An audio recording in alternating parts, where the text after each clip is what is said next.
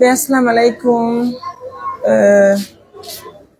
Nous sommes toujours à l'hôpital, mesdames, messieurs, et là nous sommes avec Fatou toujours.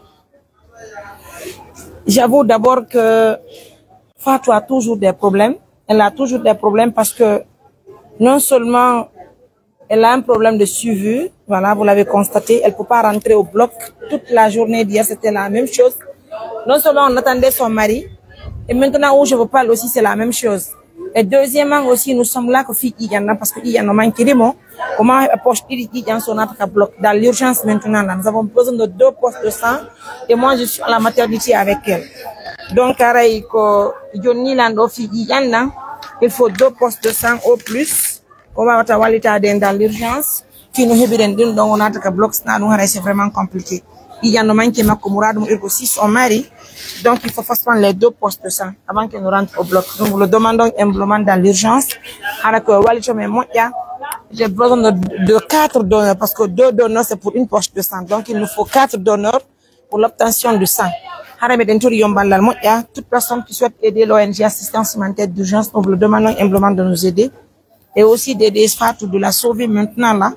Parce que, en fait, vous savez, dans ce que nous on fait, l'essentiel est que nous assistons les personnes vulnérables, les personnes qui sont dans le besoin. En fait, on ne voit pas le comportement de tout un chacun, on voit tout simplement l'aide qui se présente, en fait, le besoin qu'elle a en quelque sorte. Donc aujourd'hui, nous sommes avec elle, à l'hôpital encore, et malheureusement, il y a le sang qui manque. Nous avons besoin de 2 postes de sang, donc il faut 4 donneurs. Notamment qu'à maternité. Partagez-moi d'abord la vidéo, elle est très importante la vidéo, parce qu'il s'agit de sauver la vie de quelqu'un. Donc, c'est maintenant que si maintenant il y a des gens qui connaissent parler, il y a des gens qui connaissent c'est maintenant que vous allez manifester maintenant, parce que Fatou est à l'hôpital. C'est maintenant qu'elle a besoin de vos bouches maintenant. Parce que si au moins vous êtes là, il doit voilà, c'est ça, c'est ce qu'on appelle aider quelqu'un en quelque sorte. Mais si vous voulez parler, vous connaissez parler, nous le savons tous. Donc, on a balangal, on a iman, et mardo kadi berne lamu to wax daragol hanta gadon waaw hebude ballal hore on ci musibe. En tout cas, assistance humanitaire d'urgence se trouve à l'hôpital l'hôpital régional, notamment la maternité, pour le cas de Fatou. Et moi, je suis là avec mon élément. Nous sommes venus l'assister à Ojibina. Donc, parce qu'on tient suivi ma kofus o wadali. Donc, on dit hingiri gigiri ngi wan tanawo ala. Hala wingi tay dudi pandi menen men potiti. Hande no hindo talla lakke munde. Gilaw de tiredu. O yaari ka centre de santé. O de tali carnet makko, o wadali suivi makko, sepe makko fus o wadali. O de tata hay lekki hunde. Vous vous imaginez, avant donc on den do ni no manki. Donc, c'est compliqué. C'est compliqué, je vous dis. Je dis que c'est compliqué. Donc, et depuis que je l'ai hospitalisée ici, moi, je suis allée à Conakry. À mon retour, j'ai trouvé qu'elle a quitté encore l'hôpital pour la maison. C'est hier encore que je l'ai fait retourner ici. Donc, c'est tellement compliqué les choses, on ne peut même pas imaginer. Néanmoins, elle est là, elle a besoin de 2 poches de sang au plus. Pour l'Indien, dans l'urgence. Moi, j'ai même pas encore vu son mari. Je suis là avec elle. Donc, je sais pas, je suis avec mon élément. Je prie humblement à tout le monde de nous aider, non seulement à partager la vidéo, de nous aider. C'est le 629 88 43 94. Donc, si vous voulez nous aider, nous sommes à l'hôpital régional de Mamou. Au plus, mes femmes là, mes filles, waouh, sauvegol, oh. On attaque à bloc, puis opération Mako. Si vous nous écoutez à l'instant T, je suis très fatiguée parce que la bimbilan de goudé, la nidjinduru, donc c'est pas évident. Donc si vous nous pratiquez à l'instant T, le 629 88 43 94, c'est maintenant qu'il faut nous aider pour qu'on puisse l'assister pour l'obtention du sang.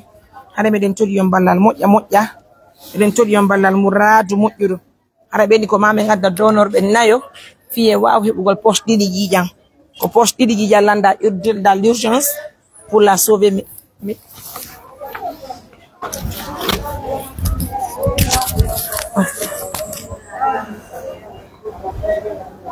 voit ça là-bas. Donc c'est ça, mesdames, messieurs, vous l'avez noté. Oui, oui. Donc aussi, c'est dans l'urgence.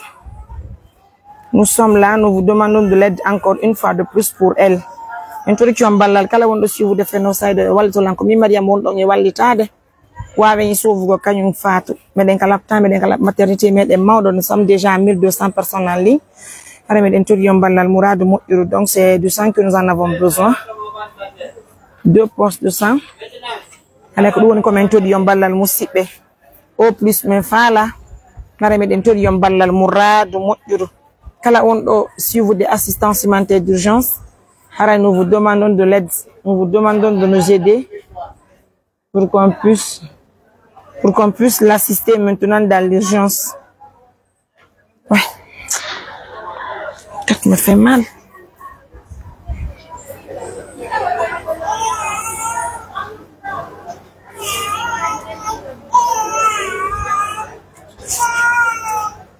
Au plus, groupe sanguin ma conco au plus. Kala hebu do faire. Dans l'urgence, nous sommes à l'hôpital régional de Mamou et nous sommes avec elle. Il faut qu'elle rentre au bloc maintenant. Nous vous le demandons humblement. Oui, il y a un moment qui il faut 2 poches de sang pour la sauver. Nous vous le demandons humblement. Nous sommes maintenant là à l'hôpital régional de Mamou. Encore une fois de plus. Donc, partagez-moi la vidéo, likez la vidéo. Faites en sorte de la partager pourvu que nous obtenions des donneurs. Il nous faut 4 donneurs pour obtenir 2 postes de sang. Groupe sanguin encore au plus. Maintenant à la maternité de Mamou. Donc si vous nous pratiquez à l'instant T, nous vous le demandons humblement. Oh, tu as peur des gens difficiles pour eux. Encore une fois de plus, mesdames, messieurs. Oui, c'est au plus.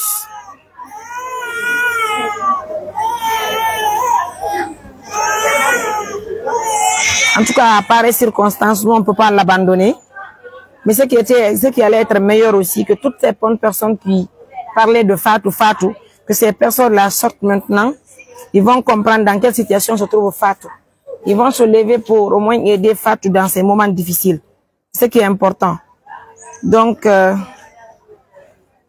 kala mon ko la groupe sanguin momar don alle men kala tanga beden habbi on ko plus non woni ko hatongira parce que groupe sanguin makon non.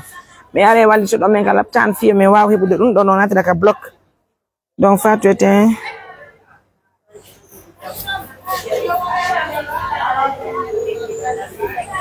Allah moi amin. Yeah, au lieu de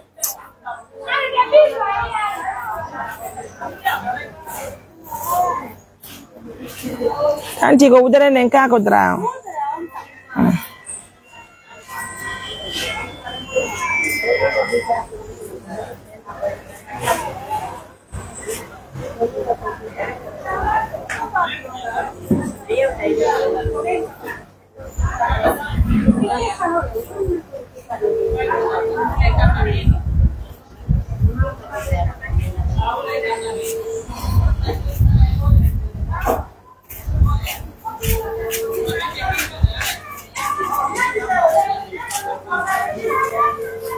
Yeah.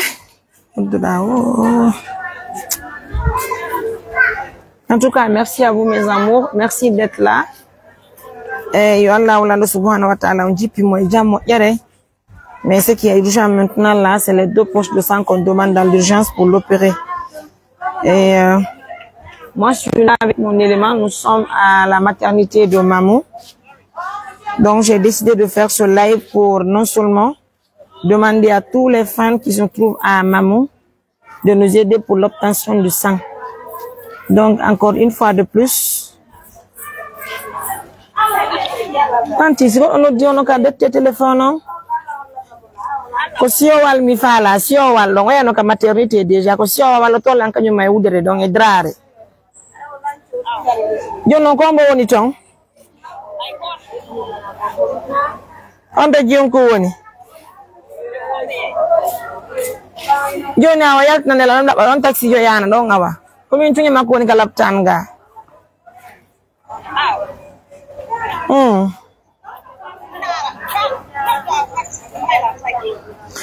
mi andi ka mini siowal e wudere kanyum may dra ka dori wudere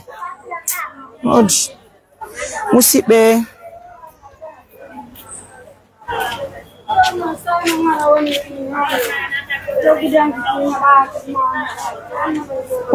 kala wondo suivre de assistance humanitaire d'urgence no ko kala ka wonti do harami do ni assalamu alaikum do weltani yon hore teddungal Mourad Modjourou. Merci à nos millions de partenaires, merci à tout le monde de nous d'être là pour nous. Harami de welti moƴƴa, je viens d'obtenir un montant de allo on jaram kono ngadi do 200 000 ko fiondu awal barkana d'accord kono inte don honto wondo d'accord non jiya no ngay ala ga menen do ko ma donor be ben hebo on jaram al barkana. Voilà, monsieur Boy de Conakry nous envoie un montant de 200 000. Musibe kono woniri. Harame de welti moƴƴa un montant de 200 000 déjà obtenu pour Fatou. Harayal barka moƴƴa barka moƴƴa. Ça va chérie, ali jonna lan do poche goto jiya.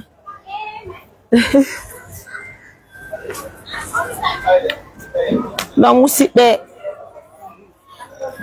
partagez-moi la vidéo. On va sauver Fatou. Nous avons besoin de 2 poches de sang. Frère il nous offre déjà un montant de 200 000. Donc, on dit, 200 000. Donc, elle se fait ticket jang. Oui, aja Fatou, une dollar, voilà, tout venir de odo. On va no flower, qui dit ma concando. C'est Dieu qui peut faire les choses. Je parle des gens qui sont à Mamou, ba ko Mamou me woni ko ƴiƴan ko Mamou me hato ñini ka maternité mede mawdo musibe kala andu do huri seeda ma e po ma wallite men ko fi Allah woti annabijo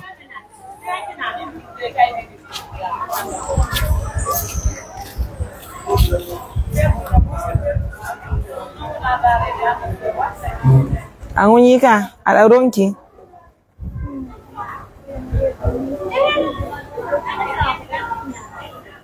Bien. Musibe, aidez-moi à trouver le sang. Je vous prie humblement. Je suis à la maternité de Mamou. Nous vous le demandons humblement. Nous vous le demandons dans l'urgence. Aidez-moi à trouver 2 poches de sang, pardon. Fiyaraye wa haray wadde opération makko musibe.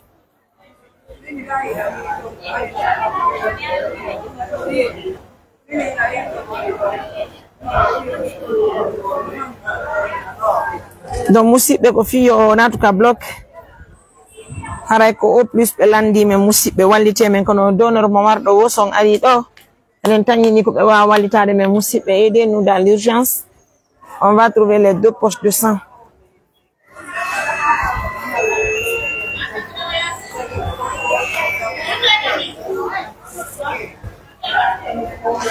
Mignon ko o plus mon mari o plus. On va aller suivre ma com fous ko o plus o mari. Jonnon ko fi won be nga wallo tollam be won be ga wallo tollam fi ben don ar wallito me abbi mi dara si o wi to serana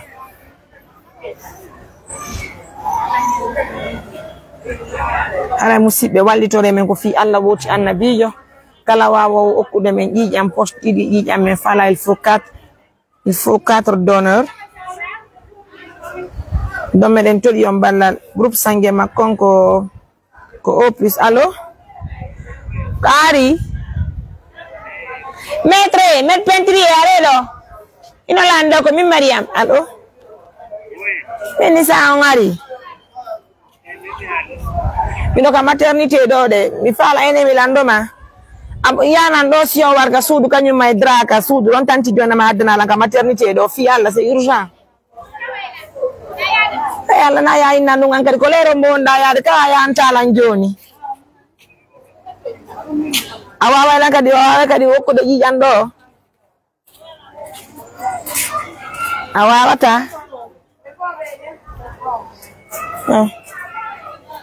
joni a yanaylan ɗuma on ni on jara kono ngadi jonga Oui, hay fi.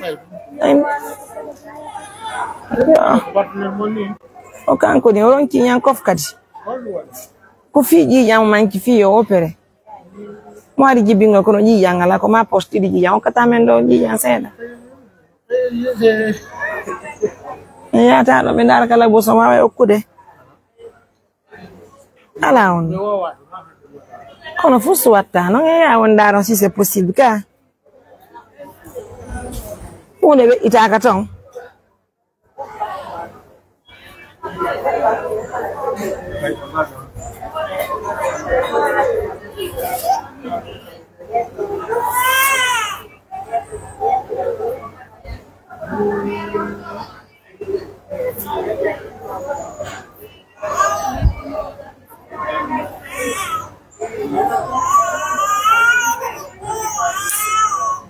No yurmi gollugo kamen lagene no yurmi ha fe'iti ande day fi alla kambe hebe ukki addu non be wadde ko be faanda yurmi ha fe'iti min ko me yidata yo men tay wono jomba ko men tay kadi mudma ko no akkitimo menen ha hande alla menen kamen ha hande ko bonnali dewgal sa moƴƴinta dewgal a bonnata dewgal menen kamen yo menen ha hande men bonnal dewgal menen ko me way ko waajagol be sibe jabi be wonda be jabali hara yalla no ande wona menen bonni dewgal nga ko jibingol wari mini ko jijam men fala poste didi jijam jonnon ko ma donyorbe nayo le 629 88 43 94 musibe wallite men fi Allah fi jijanda asi jijanda hebaki o wawata natude allo assalamu alaikum allo je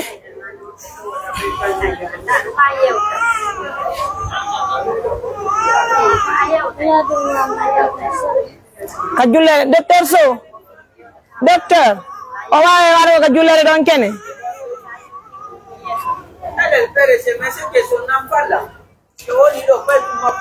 non mais déjà di janna me de yebe de ndar sik be ngara okora me ni janna je vois voilà ouais c'est pas facile alors on va regarder on a vraiment dans notre équipe c'est impossible voilà de ndong non c'est pas possible sonja o amu wallah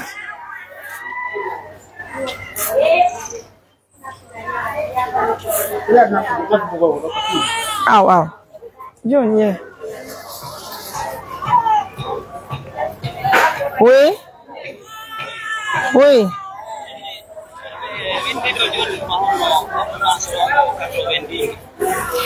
ama belan tala occupe me ngad nan do ka maternité taw on don hatto ni ne jiyande poste ni ka émission ni la wadde fi okor waldo golo no heba jiya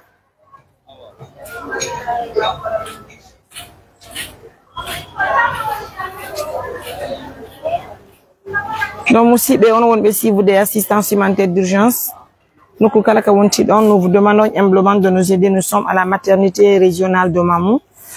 Notamment, nous sommes là, c'est pour accompagner Fatou. Monsieur Boy de Conakry vient de nous aider à avoir 200 000. Et ce qui est plus urgent, c'est l'obtention du sang, 2 poches de sang qui est demandé dans l'urgence.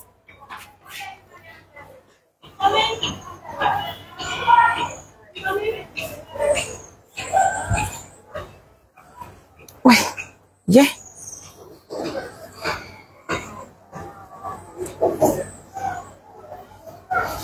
Donc, Moussi, c'est dans l'urgence que nous vous demandons de nous aider à avoir 2 poches de sang. Donc, avec Walito Menkofian, la outil Anabiyo.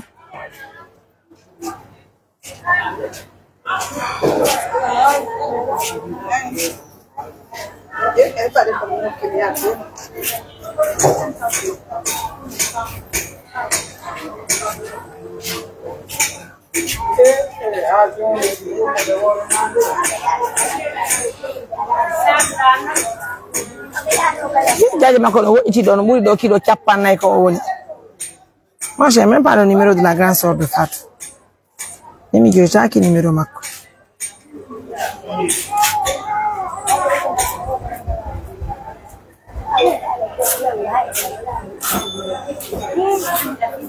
Ma chérie, je tenais là un sac à nos filles, un téléphone là. Eh, je suis là, il y a un Ouais. Allô?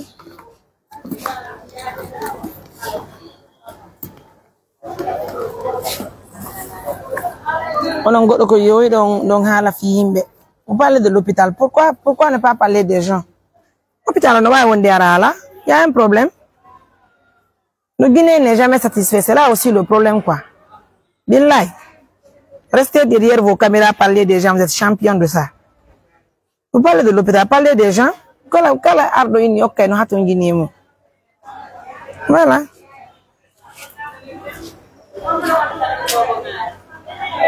Allô? Oui. On jaram kombe.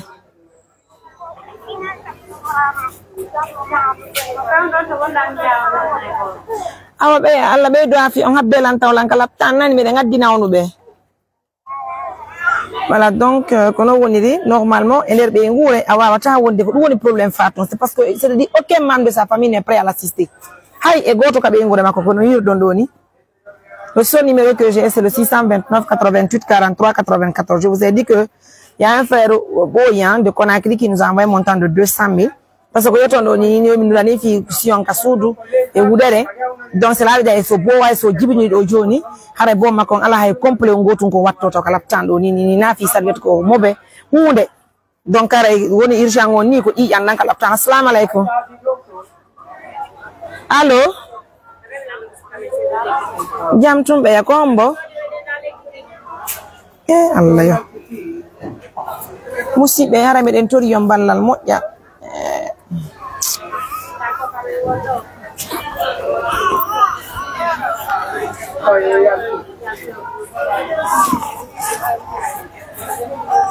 Allô? Oui. On jara. Allô? Jam tun kombe.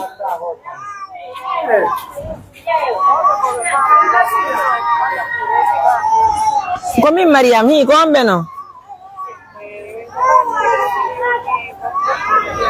Ime den galaptan maudo. Oh.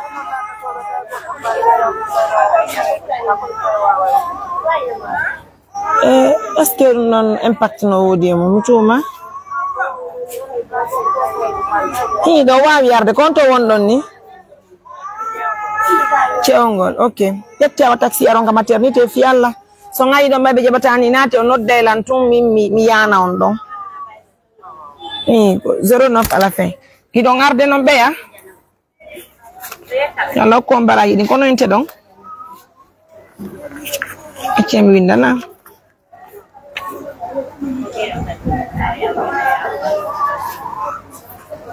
Awa be yare ko non tum ngaddi men jojo yalla ko baraji de. On a encore Wuri Barkina. Viens, tu vas prendre le numéro là pour moi. Ah, on bouge de Nika. S'il te plaît. On va pas dicter le numéro des gens en direct. J'ai pris. Ah, je suis en émission. Il faut m'écrire. Je suis en émission, je dis. Il faut m'écrire.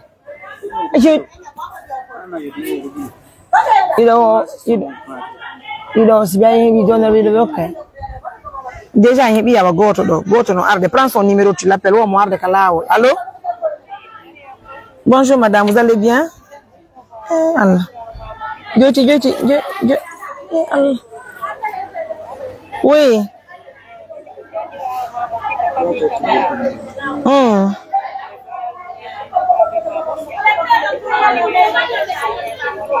Okanyo.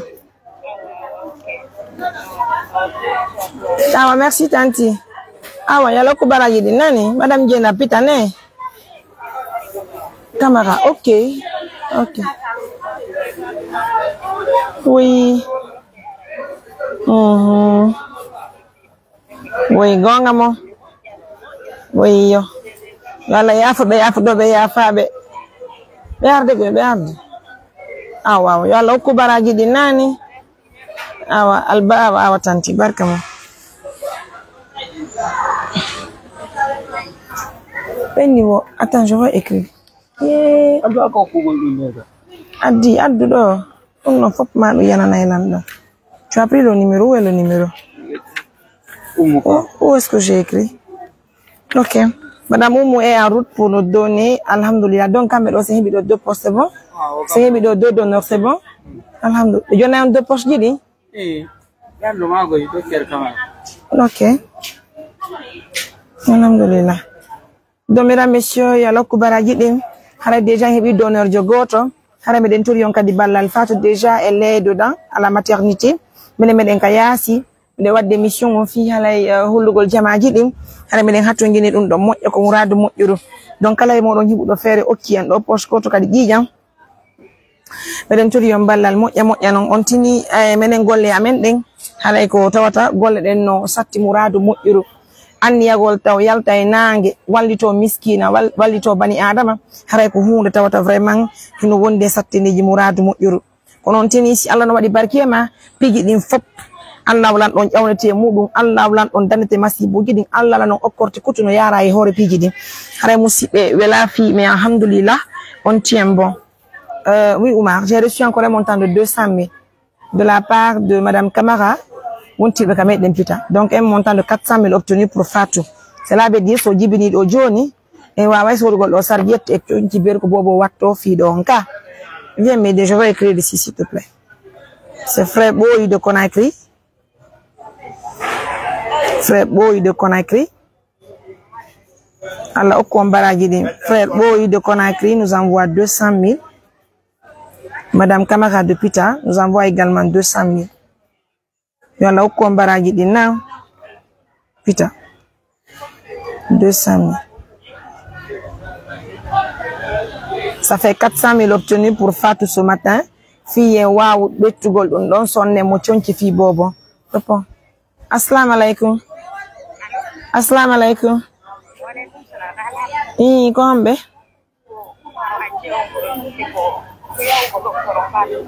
Alhamdulillah chérie Allah kombara gidi donc arde donc deux qu'on a on dit la nani ka prends-moi le numéro ils sont coupables madame je vais prendre le numéro yalla kombara gidi nani yalla dans le petit téléphone on kadi ko madame ne mar wadirni nangirni on kadi on bougie nanka ore motori aw so ngadi kaduma ka son ari kalaptan kan entre doga on ara hanta ko visible ben don innon ko Mariam Touré anno fa don hiwde not dollanta ko visible ben do to nani awa e pade albarka mo yalla ko baraji di nani bien donc deux donneurs déjà qui se présentent pour notre Fatou Diandia un montant de 400 000 aussi obtenu alhamdulillah rabbil alamin nous remercions Allah le tout-puissant donc Biko pas vous également, il y a là mon numéro c'est le 629. Johnny Visil John do mi halna mo o ara ko tele ka moto yidi ngarte lega ko tele ngon to ka hôpital ka tomato ka labo yarda na ka urgence adata ankadi yaru tele en ka duma to de ka restaurant o ya ka restaurant woni do to ko to natirte allo wadi do monsieur wanga sai ku jamba sai ku à la maison fi dra et si on va le udere non jabana mo ka o ya dole jabana mo non sai mo doga ni kono j'aimerais que notre dernier ya tire doka ça ya ti do nganata anato ita allo on jaram na la ton viens prendre le numéro des gens tu vas les réceptionner allo on le oui, ben yalla ngala tanta wa bela me nga dina ondo nani merci assalamu alaikum allo nala ton pay koy be mi yalla to mi do yalti mi do kala tanta me nga dina ondo konto ondo oui de awa hote ton hamen aranan docteur, vous allez bien? Je passerai là-bas tout à l'heure. Allô?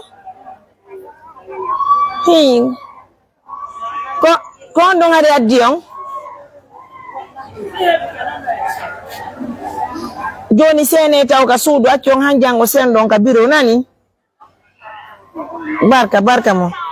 Mesdames, messieurs, le 629 88 43 94.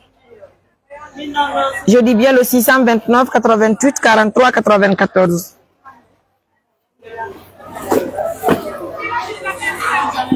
Madame, je vais donner be noir de okadia. Nous be kala bosta e woni ko possible.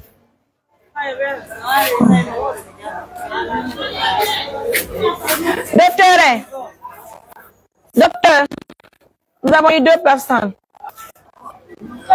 Attends, hein?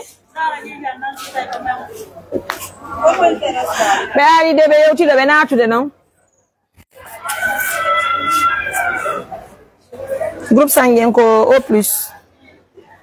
Au plus, 629 88 43 94. S'il te plaît, ok. Père de Bayaka, la Bobendara.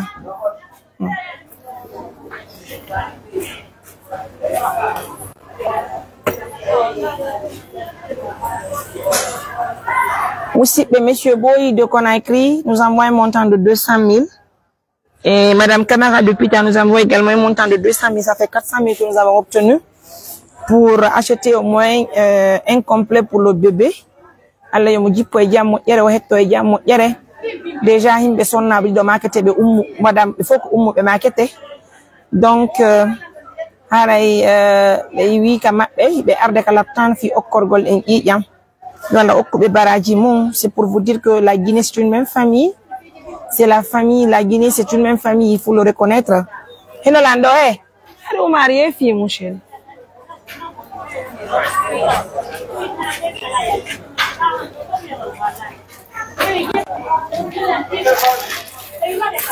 Kono onjara awa bolando nan ni ha bolando gusheri nani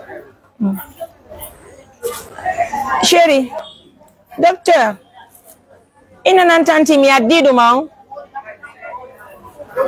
donc musibe nous vous disons humblement son groupe sanguin ko au plus mais ndeke kadi do un montant de 200 000. Laissez-moi appeler la personne qui a déposé les 200 000. Donc, aussi, vous êtes à Conakry à Mamou. Nous sommes à Mamou, précisément à l'hôpital régional de Mamou et à la maternité. Plus de 2000 personnes qui nous suivent. Alors, assalamu alaikum, madame.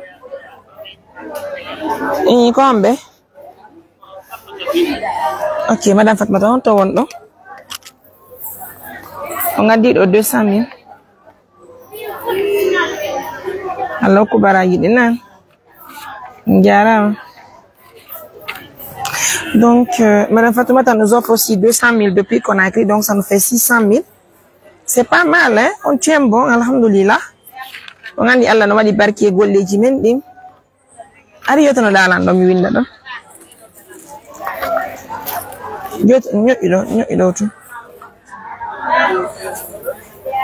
Donc, Madame Fatoumata aussi. Madame Fatoumata Conakry nous offre aussi 200 000. Conakry 200 000. Alors, il y a l'autre baraji de nani musibe. Merci. Hey, nangana kumpai kuwa. Memudo. Yeah. La ilaha illallah Muhammad Rasulullah sallallahu alaihi wasallam taslim.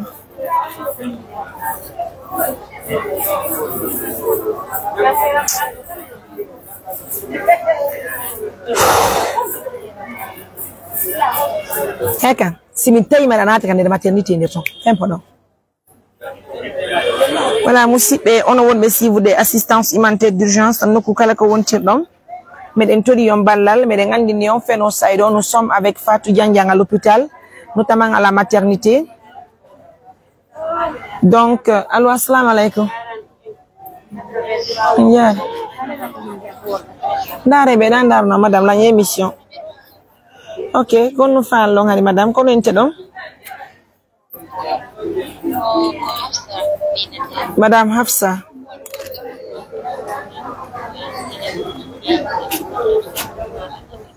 Docteur Saint. La émission monsieur.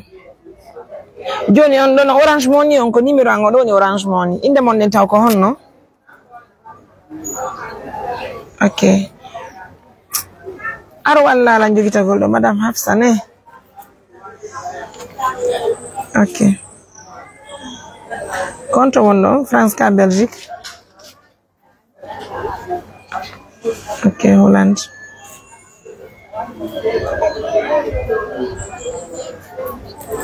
Indiande abbe indiande mi non abude don parce que indiande ya carte na dum don na Mariam Touré ko Mariam Baylo Touré.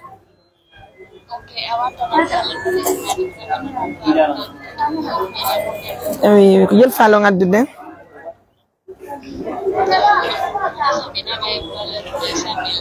Ok, merci bien. En tout cas, merci à vous, Madame Hafsa, aussi depuis la Hollande. Elle aussi, elle nous offre un montant de 200 000 pour Fatou. Oui, assalamu alaikum. Comment Mariam, oui?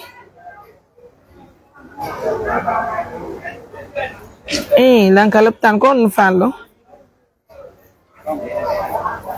Yoko, yana fallo ngoku don to ondo.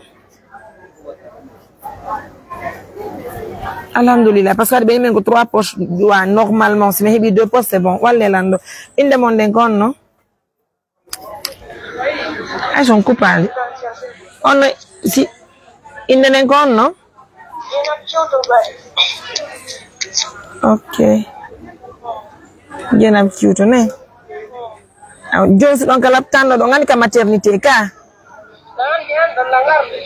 Awala ha bien chérie. Barka ya lokku baraji ni. Merci. Allah. Habbela onon kadi lagne duma taw. Habbela lagne émission taw. Attendez, je suis en émission.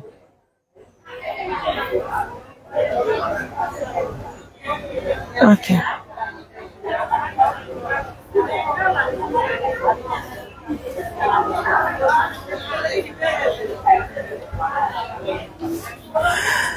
Ok, merci à vous, merci à nos millions de partenaires, merci à tout le monde. Et vous savez aussi que nous avons une autre patiente qui est hospitalisée à la chirurgie. Voilà, donc ils ont même prescrit une autre ordonnance. Donc laissez-nous finir d'abord. Hein.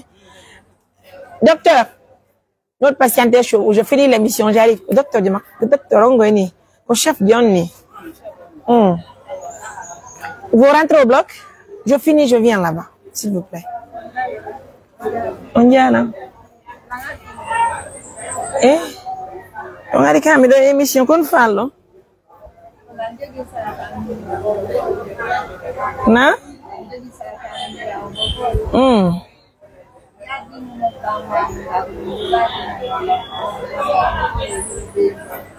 Fabide? Fio hibu bengu? Yalla ne une jamo ere jondo ngapoto lanta wala ngi émission nani? Ambela mi winda do inde monde. Kaka biro ya ton ko tomme woni. Inde monde ko hon.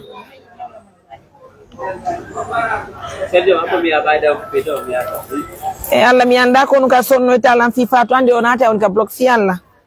Nani? So, ne. Ok. Numéro ko 600. Abolando ko shiri.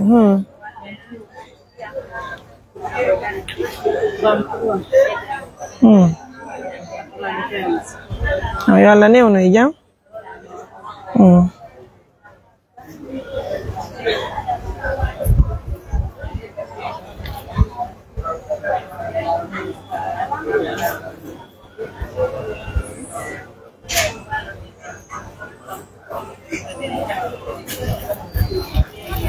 Barkana.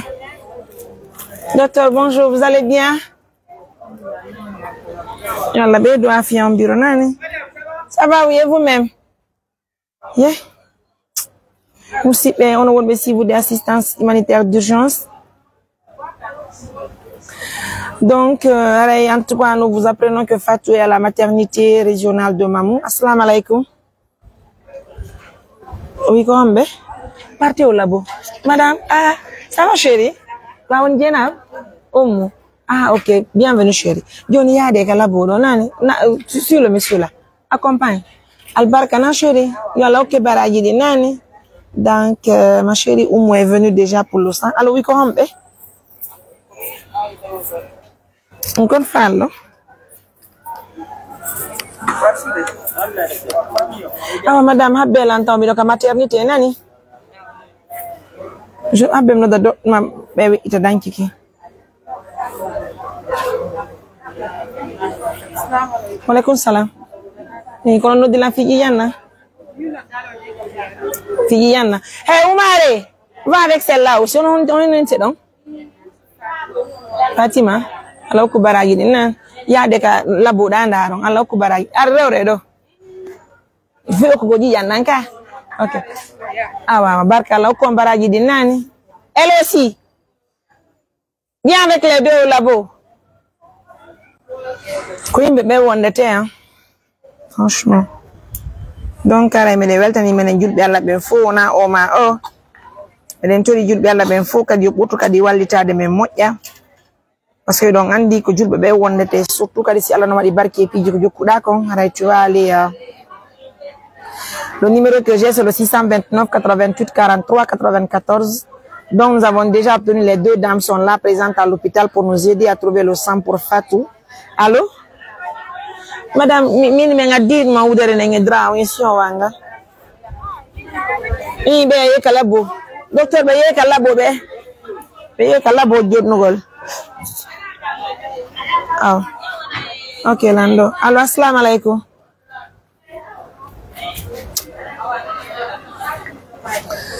Donc non fait nos saido. Assistance humanitaire d'urgence est une organisation pas comme les autres, j'aime le dire, puisque c'est une organisation qui a pu réaliser combien d'activités dans un laps de 2 ans. 2 ans seulement, nous avons pu construire 9 maisons. Nous sommes sur la finalisation de la 9e maison. Ça, c'est pour les personnes vulnérables. Donc, et nous avons construit 7 mosquées. Tout ça, c'est parce que nous avons le soutien des personnes de bonne volonté.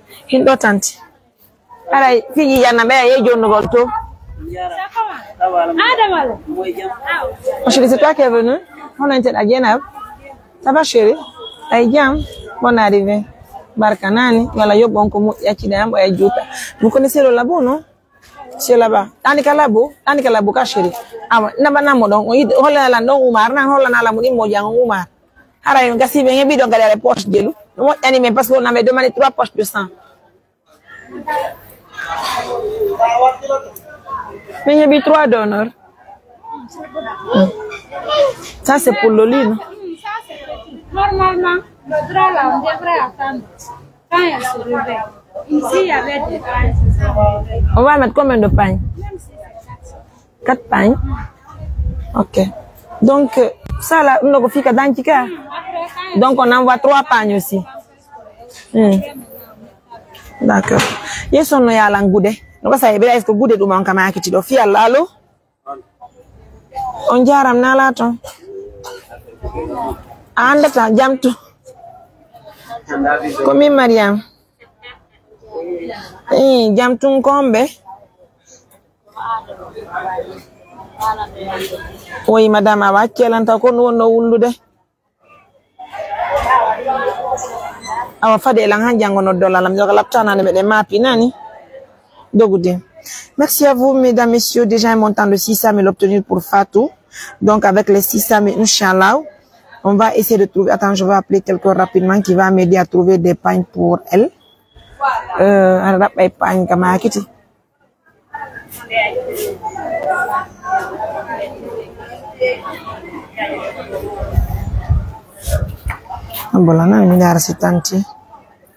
Donc, mesdames, messieurs, on a un monsieur d'assistance humanitaire d'urgence. Nous sommes à la maternité de Mamou. Donc, partagez-moi la vidéo. Déjà, Madame Camara, depuis qu'elle nous offre un montant de 200 000. Monsieur Boy de Conakry, montant de 200 000. Et Madame Fatoumata aussi de Conakry, montant de 200 000. Ça nous fait 600 000 obtenus déjà. Alors, Madame Diop, on y a.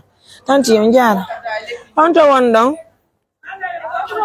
oh, ko taxi mo dem fala walla ndo fi gude ko waya benen ka maternité ni men ngaddi fatuga gude har ko simple je den ko tati mi fala ko gude tati mi adta do don mi lañe live parce que benen hato nyine ji yangam yara lanka live ni mi noddio en coupanela ko tati parce que ko tati wo don non ko jelu non min on ko fatu mi addi ga fatu janjang ani simwali no ngala kwanka maternity do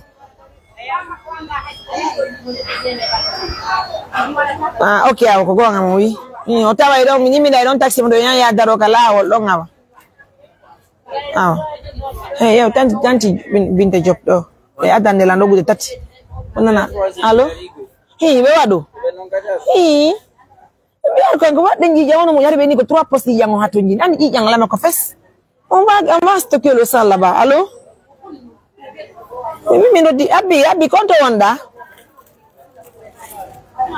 no na dum mi ni male fat no kala tam ga himbe ben ko julbe ben he kala walliti do goddo ko fi Allah woni wade wana fi goddum go a fami no wana woni wodun na ko en tout cas de toute façon ben awa joni coupi joni je te reviens joni tu vas allo on jara komi Mariam hi onole aw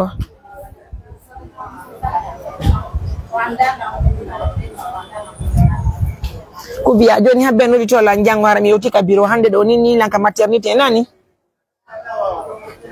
mi anda dum non kono wata wadde euro min do ni lanka maternité taw na on envoie les pailles madame Likat devant auprès du bureau là. OK. Pas de l'autre côté non devant. Likat hein. Oui, ils sont en train de foutre des quais.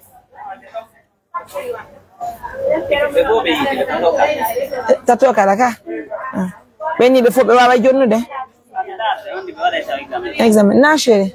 Onye jam Allah okube baraji ni. Si vous des assistances humanitaires d'urgence, je crois que j'ai reçu encore un montant de 75 000. Une ordonnance en Godjelou.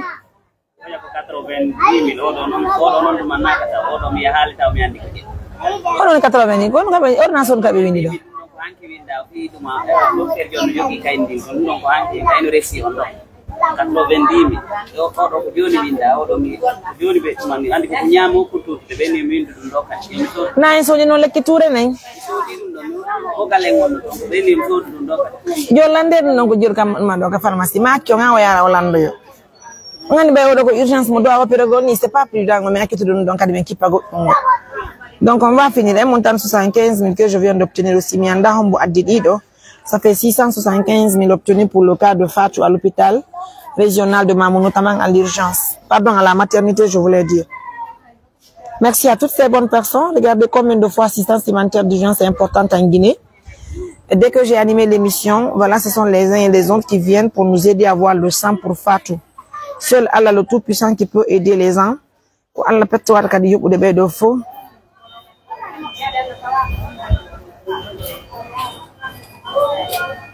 Allô? Allô? Hey, yo, Tonkin, comment yata? Non, madame, excusez. Allô? Quoi, Boni? Allô? Allô? Yeah? Alors, quoi, les mots de Guido? Nous, d'accord, nado. Allô? On dirait. Komi Mariami. Komi Nabi Fatmi.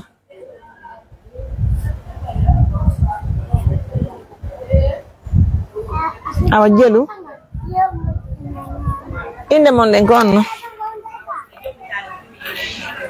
Madame Aisha, wale la mi winda do.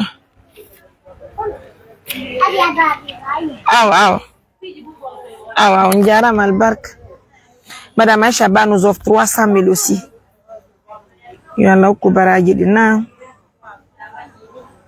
Les partenaires de confiance sont toujours là. Madame Aisha nous offre un montant de 300 000. Nani hariko, Monsieur Boy Konakri, Madame Kamara Pita et Madame Fatmata Konakri, ça fait 675 000 de miandal Kombo Adidi. Et ça fait 675 000. Donc, Madame Aisha nous offre aussi 300 000. Ça fait déjà un montant de 975 000. C'est pas mal. Bonne chance à nous. Bonne chance à nos millions de partenaires. Cela veut dire que Pito Fatong, so jibina majoni, Allah yo jibina jamu ere. Allah m'tourti mo hetto e jamu ere kankadi. Déjà, elle est rentrée au bloc. Oh là là, bonne chance. On jarama nen. Eyo. Alhamdulillah. Awane. Aw. Ngalo ku baraji ni ngalo ku fo baraji ni. Allah ko amin.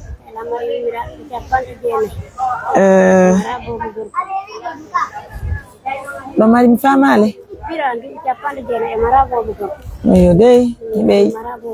Oyi be jam non. Awa yo Allah ku baraji di nani. On to be woni. Oyi be sella. Hay fi non. Je. Oyo dei yo Allah be do afiya. Ko jangalap tan. Oui.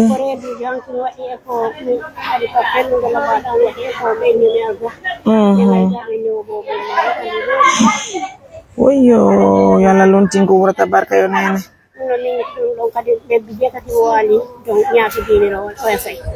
Je. Abela mbiro rani. Allo? Allo? Eh madame, mini on habbola langi émission taw. So no di mini on habbola mi do émission no du gongol no c'est pas bien. Akke mi no di taw madame. On yewti la on akke message bu ko je veux vous revenir s'il vous plaît. Awa bureau. OK, allô? Oui madame. Ça va oui? Tu peux prendre le numéro de celle-là s'il te plaît? Gamton? Hi, me langi émission nani be ya? Ah, la nga di fatu ka laptop. Déjà fatu au bloc, alhamdulillah.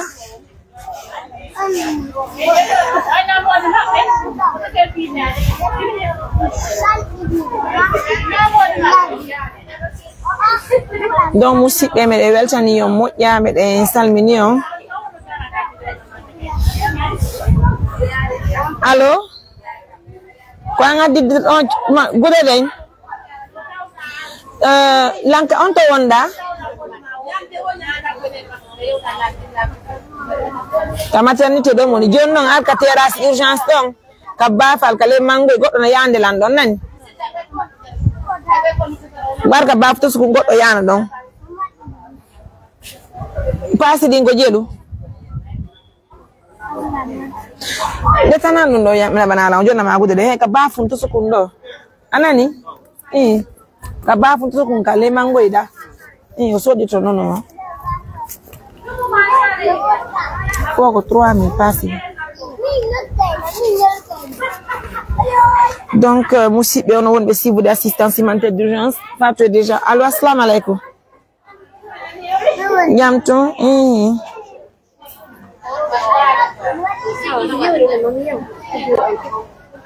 Ko ambe? Mi ala nande ɓe na? Inde mon den ko honno non so Ismail Dakar mi andi him so Ismail Dakar ayo ok kon fallo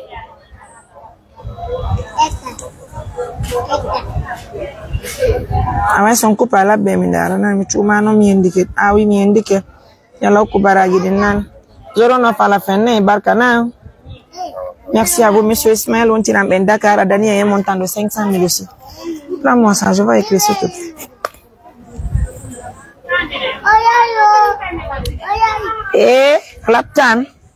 Dieu te donne. Frère Ismaël.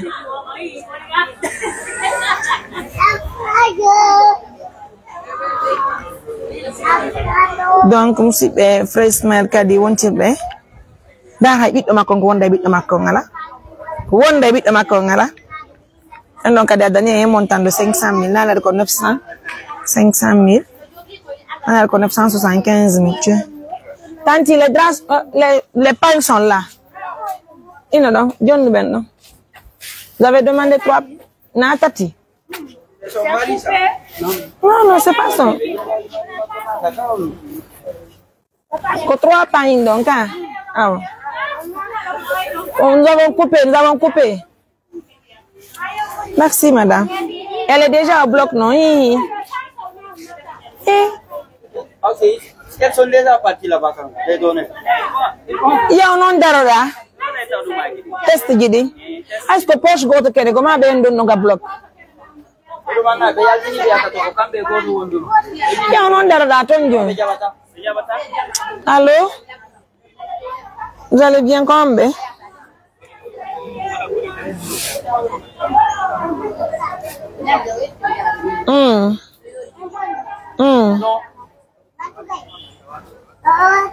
Yan dia.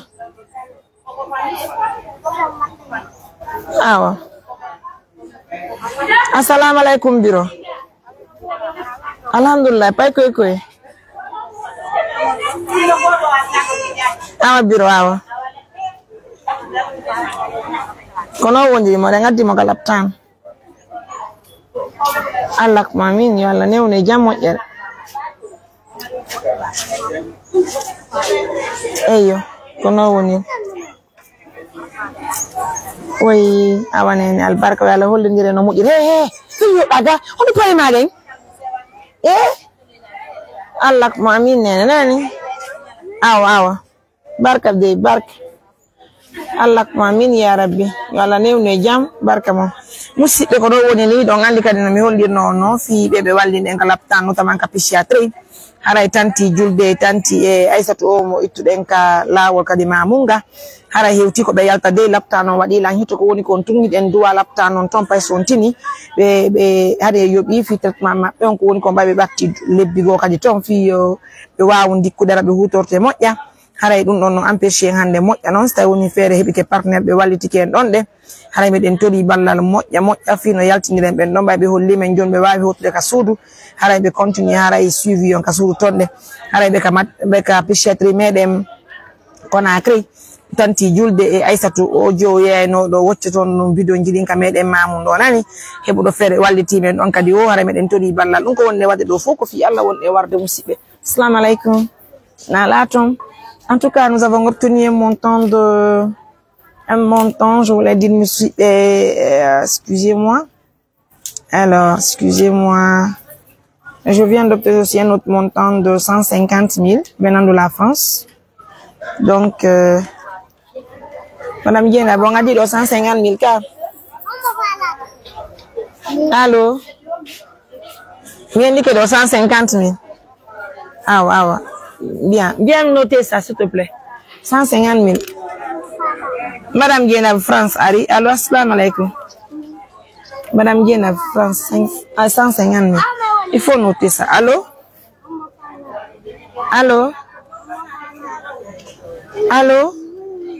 Madame Dienab. Allô? Oui.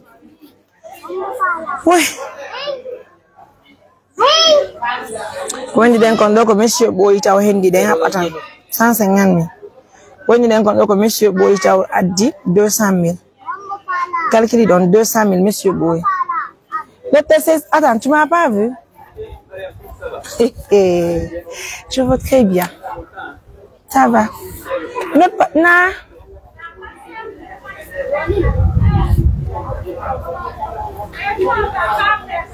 Faire quoi? C'est-à-dire? La décision là ne vient pas de moi. Ils sont mariés n'a qu'à venir. Elle a 2 enfants qui sont...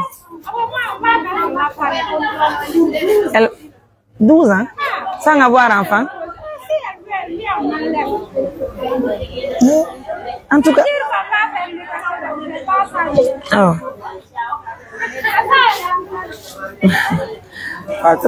Fatu tiki di rumi no na ni de andi dundo. Dundo na ne ngandi dundo. Dundo ngon sepa. Achi ta abo kontara waddo.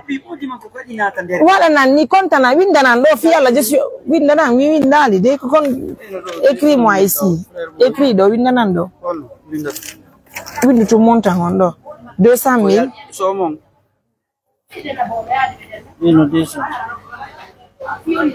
Non, frère, oui. Madame Kamala, 200. Madame Fatmata, 200 000. On est 600 000. 75 000 aussi. Oh, t'as vu, on t'a dit que je suis dit que je suis dit Tu as mis pour 3 personnes, non? Oui, le 75 000 euros, mais anda comme boîte Didi. 500 000 frères Ismaël, on tire Dakar. Madame Diana, 250 000. Laisse ça. Comment on a écouté? Écris juste les 150 000. Oh, 300 000, t'as vu, non, allô? Ça va, oui? Ça fait comme. Quelqu'un n'a pas de jam. Ah, si c'est d'accord, non, elle a jam.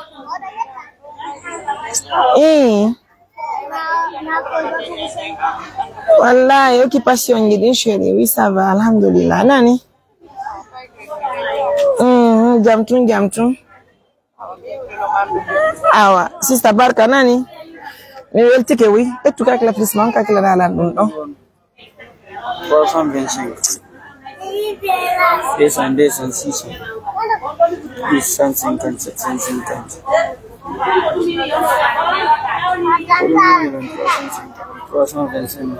Excusez-moi, mes amours, s'il vous plaît, ça fait 200 000, plus 200 000, plus 200 000, plus 75 000. 250. Donc, nous avons obtenu un montant de 1 325 000 pour Fatou. Les 300 000 qu'une dame a promis, j'ai pas reçu pour l'instant l'argent. Dès que je reçois l'argent, je vous ferai ci, Inch'Allah. Salam alaikum. Kombe.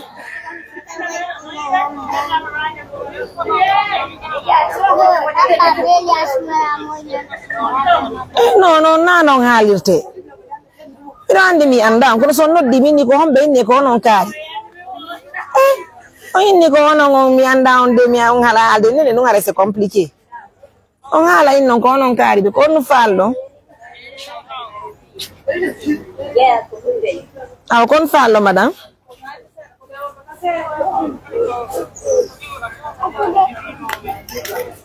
Awa biro o ya photo mi arrêtera numéro mo donc on se mit que la petite gamme arte mon nan. Madame, c'est bon, elle est tranquille? Elle est tranquille, non? Ah, ça va. Donc, aussi, on a reçu des assistances humanitaires d'urgence. Merci à toutes ces bonnes personnes qui nous suivent. Nous sommes en live maintenant là. En tout cas, merci. Grâce à ce live, nous avons pu quand même obtenir des donneurs et qui sont déjà présentes parce que c'est des femmes. Hein. Merci à toutes ces dames qui ont eu le courage de venir nous aider pour trouver du sang pour l'opération de Fatou, parce qu'elle doit faire la césarienne. Maintenant, déjà, elle est au bloc opératoire. Alhamdulillah, ce qui est important chez nous. Donc, les partenaires, Madame Fatoumata nous a envoyé un montant de 200 000 de Conakry. Madame Kamara, 200 000 frères. Oui, 200 000, ça fait 600 000, 75 000, je connais pas qui a envoyé. Alors, un montant de 500 000 de Dakar, Monsieur Ismaël. Donc, 150 000, Madame Guénab de la France. Pour le reste, il y a une dame qui a promis 300 000, mais pour l'instant, j'ai pas reçu l'argent. Donc, Madame Touli Yombal Lalmoya, Madame Andintini Karidjul Biala Befo, Araï, Madame Habidi Yandam, déjà, Kanyo Fatou Natika Bloc. Félicitations à elle, félicitations à tout le monde. D'ailleurs, merci à toutes ces dames qui se sont levées coréennes pour nous aider à trouver ce sang. En tout cas, grand merci à nos millions de partenaires. Merci également à tous. Allô? On yaram kombe?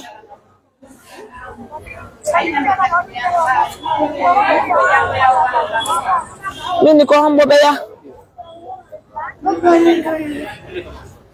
Mini mo yobon habbo enta on va finaliser pour le ay goto ala takko do ko benen to on takko do jibinde do. Ay do ni men hebar ko on takko ko benen la wo minta o say woni ko ma o pede ko ma do ha o fina. Ya personne au macron no way wonde do ay odo bobo no sojini me kala tander ga. Faut pas mélanger les choses. Allô? Habbe madame no ditol lan nani mi den kala tanta o.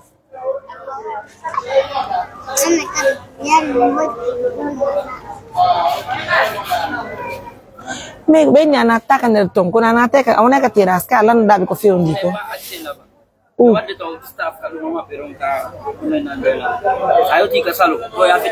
je parle pas du salon, je parle de la véranda. Les dames qui ont donné le sang là, il faut que tu te voies avec le Rebeyade. Allô? Allô? Non be wala test gi mabbe ni ko de toute façon hara be gani wada din test no test rapide non be wada e won do mombe anda.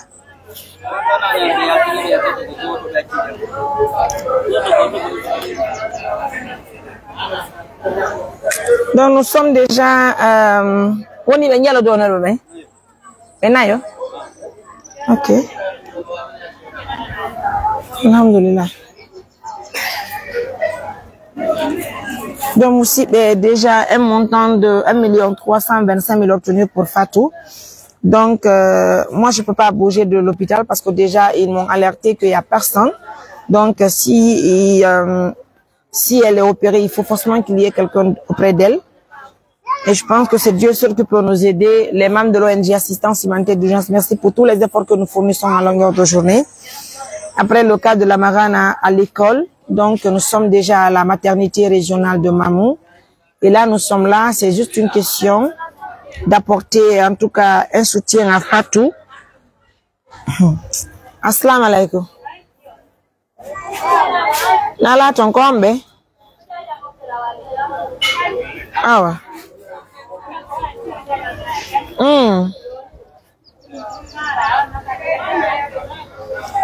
Wow, arrivinda da madame Jenab Conakry 500 000. Ah bah si on andi là. Merci madame, ça fait plaisir hein. Assalamu alaikum mon jara.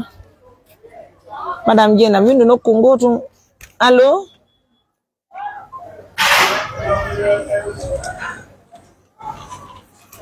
J'ai reçu encore un montant de 100 000 ici.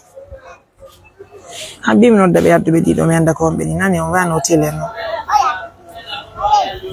Musibe on won be suivi d'assistance humanitaire d'urgence yo la ko embaraji mo moja hare ko no woni musibe donc un montant déjà de 100 000 deux fois hein, Oumar 100 000 deux fois.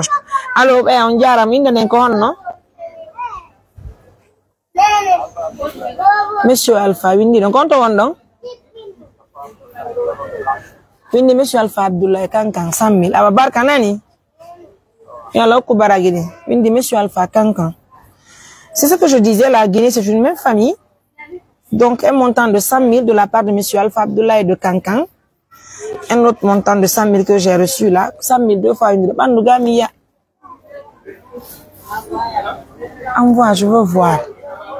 Harami iya andi tout c'est approche-toi. La note budget.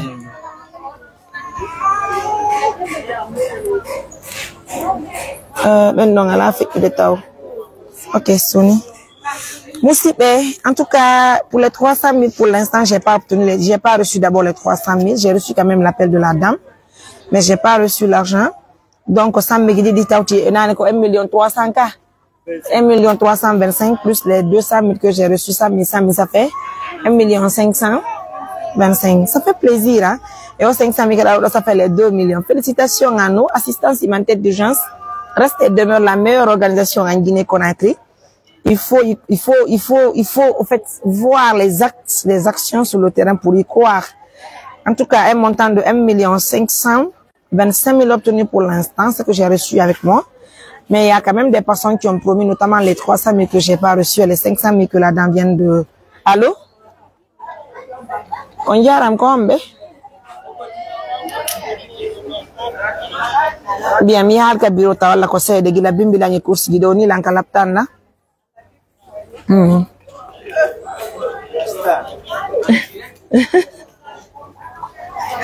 Akure ala do accu fi alla allo. On jaram ko ambe.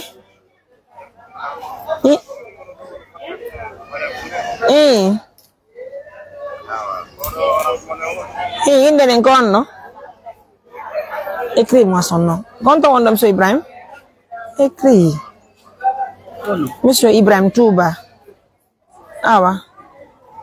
Ok, que je l'on a wadde.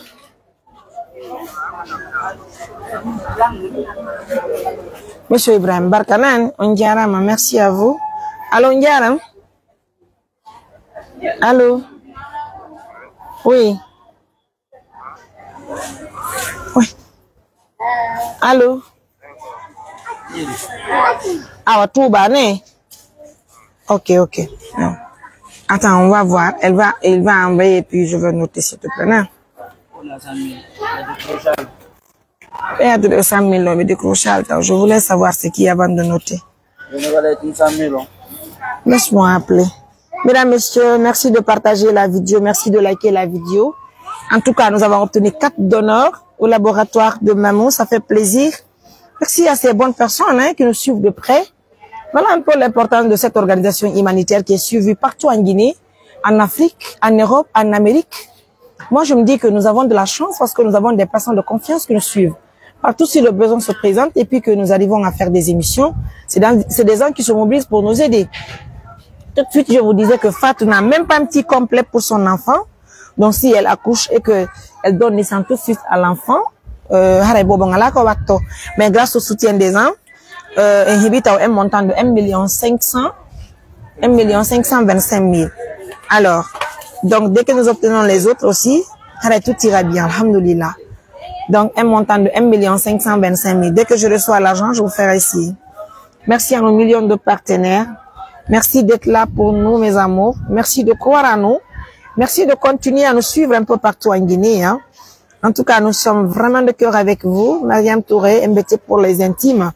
Vous avez le 629. Na? Ok, abbe mengaina. Si mengaina tu meya, nani? Allô? Oui? Oh là là. En tout cas, un montant de 1,5 000 000. Qu'on nous a dit? Qu'on fan? Hey! Yeah!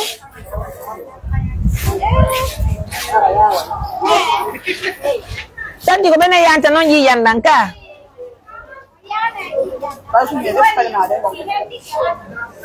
Abe doyo be bendona ye inoto. Enayo. Mengi binayo Baz. Adiro biko. Lala. Lala.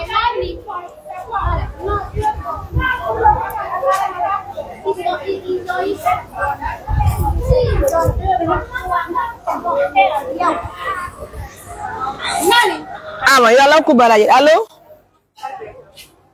Allô? Allô?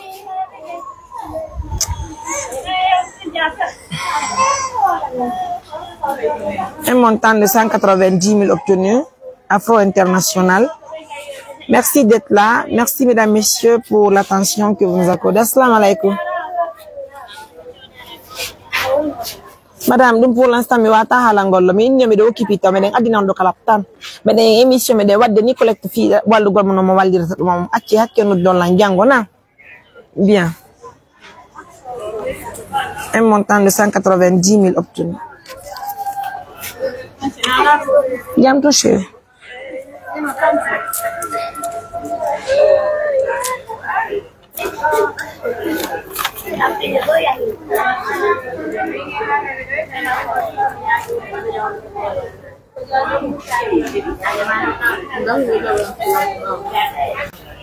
Ouais.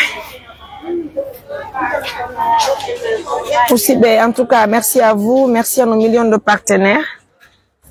Vous avez le 629, 88, 43, 94, c'est la pluie qui se prépare comme ça. Alors, merci à toutes ces bonnes femmes qui ont effectué le déplacement.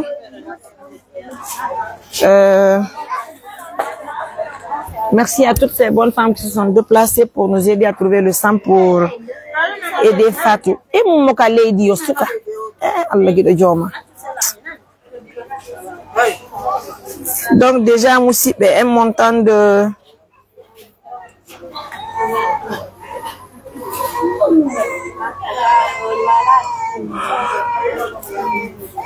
1,525 000 plus. Laissez-moi calculer ça rapidement.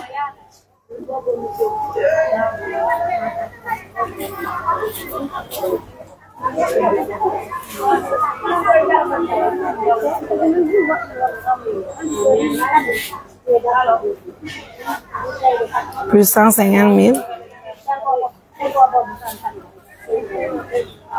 Plus 100 000, ça fait 1,525 000. Plus 190. 90 000. Ça fait 1 715 000 obtenus pour l'instant pour elle. Allô? Walaikum salam, comment est-ce?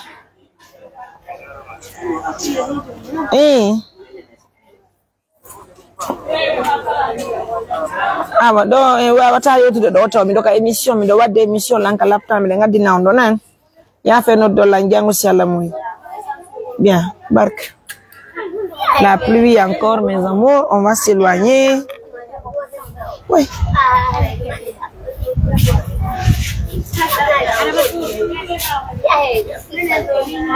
Jamtu alhamdulillah. Lanka émission la wadde émission. Ah no haifi. Alhamdulillah. Habe ami gana nan. Ba musibe ono wonde suivre des assistances humanitaires d'urgence no kukala ka wontiro. Déjà je vous le dis.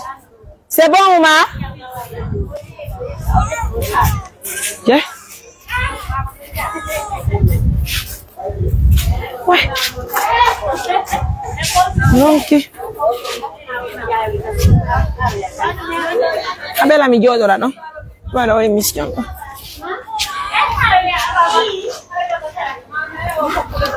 Ettu pade male. Etonore landu no fiana yafo do andoro landu. Ettedum. Alfa yare tasio wanga.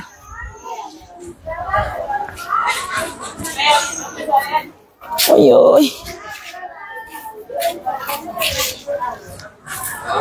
Marcana madame. Allah yo hetto e jam non kadi. Wallahi c'est la pluie là vu que je suis en émission.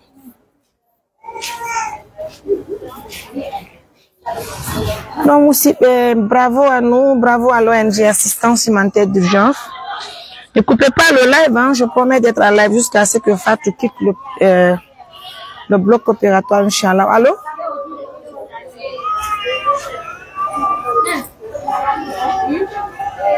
Ok. Ah ouais.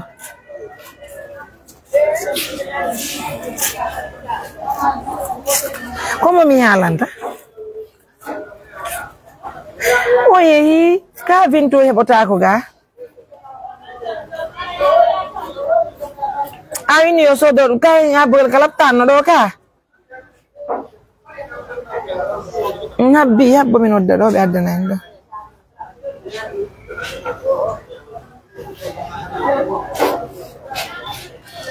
En tout cas, merci à vous. Hein. Un montant de 170 000 aussi obtenu. 170 000, bravo à nous. Hein. Jodo, tout à opporé. Yeah. Allah Akbar. Wow.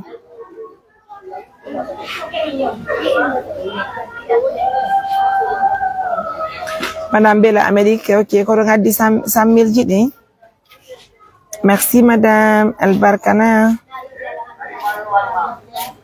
Yalla okku baraji de 170. Oui. Bonjour madame, m'avez appelé, oui. Ça. Ah wow. Ah wow. Yalla okku baraji de na. 170 000. Je galapta na fi ma adana la non vinto jide. Fi be kal ma ka be arbe ko ji jannan quoi. 170 000.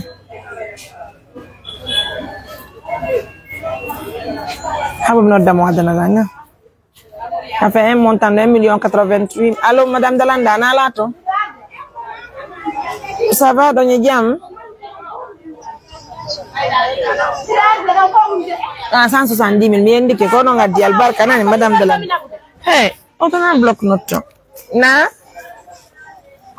Yo tido. Awa, yo lo ku balaji nan tanti. Ko Belgique ka. Ah, wanni. Bruxelles awo njaram. Njarama. Allo? Walaikum salam warahmatullahi kombe. Adia do mi winda. Mada bando be on jara ma nani lo émission ngadu do. Joton la mi winda. Yalla ko baraji de. Jara ma buyi nani mi de welti modja. Allah mamin Allah rene fo mede. Barka madame Dalanda Bruxelles 170 000.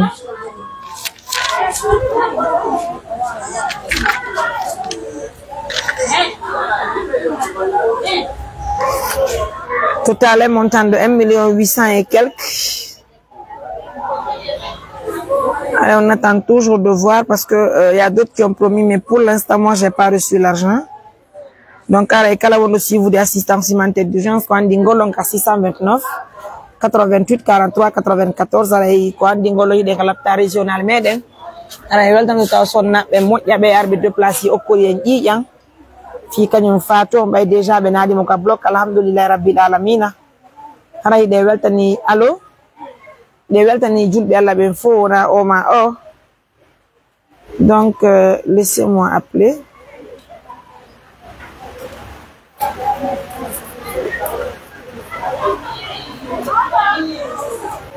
oui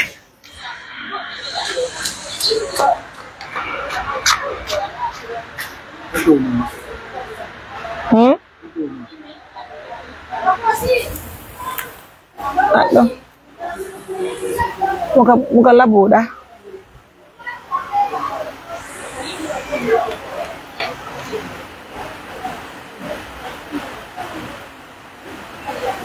Mini ada nango vinto ijo ya dantala me no ko mendo ji yankwa manenka maternité do.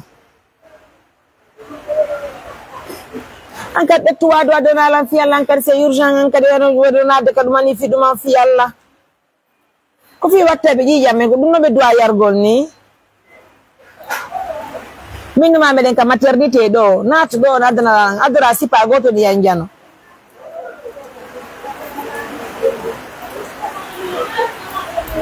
allô oui bonsoir vous allez bien c'est qui s'il vous plaît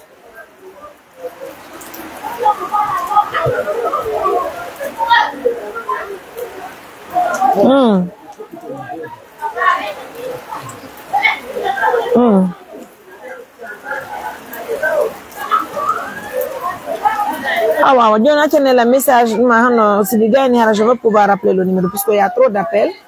Pourvu que je rappelle, Nani. Alors laissez-moi juste un petit message. Dès que j'ai un temps libre, je vous reviens. Merci. Reménage, non?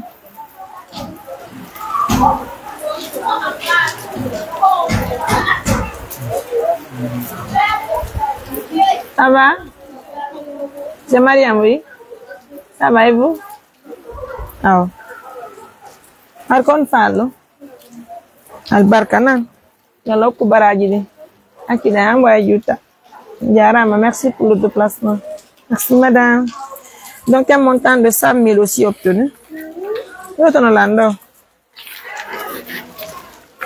Attends, je vais appeler le numéro, voir comme, ok, là, il est bon, un montant de 100 000, quoi. Donc, ça fait au total,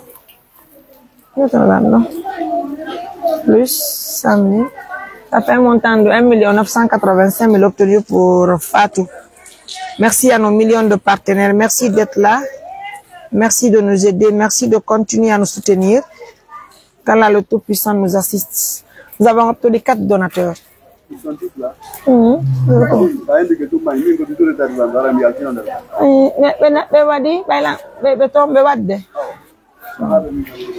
Alors, Koubara dit docteur.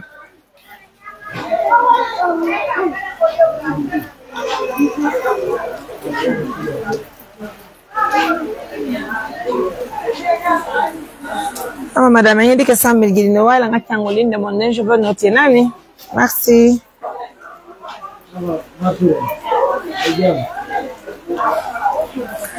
Tanti Bella, merci pour les 100 000, je les ai reçus, hein. Un montant de 1 900 Au total, un montant de 1 985 000 obtenus.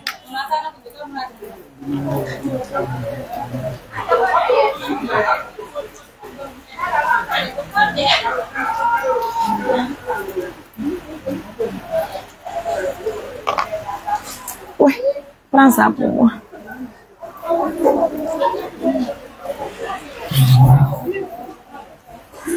Donc, mon site est déjà un montant de 1 985 000 obtenus. Il y a 2 personnes qui ont promis, mais pour l'instant, je ne les ai pas reçus encore. Donc, il y a une dame qui a promis 300 000, je n'ai pas reçu. Un autre, je crois, qui a promis aussi, une autre qui a promis 500 000. En tout cas, je n'ai pas reçu, mais j'ai reçu au total un montant de 1 985 000. Cela veut dire qu'on va pouvoir acheter des habits pour le bébé. Et même si c'est une serviette pour l'instant, on peut en gagner. Hein. C'est important, on va le faire, pas de souci. Je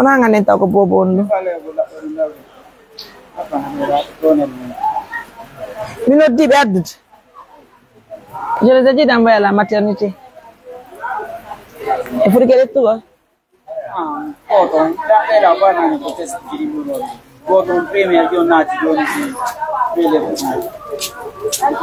Nah,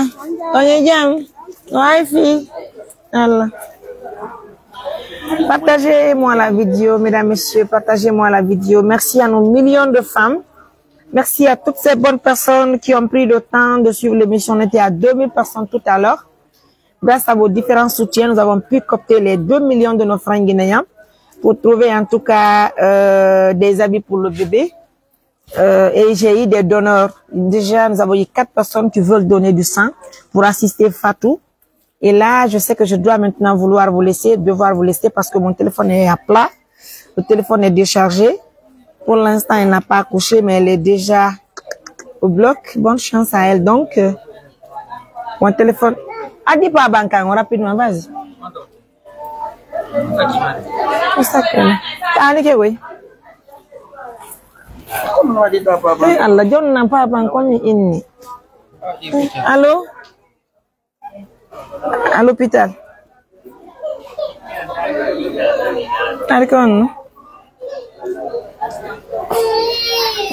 Monsieur mon mari, je suis à l'hôpital.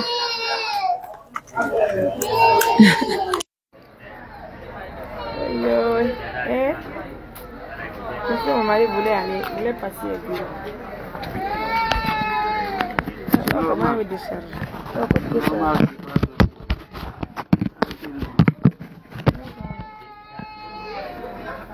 Ouais.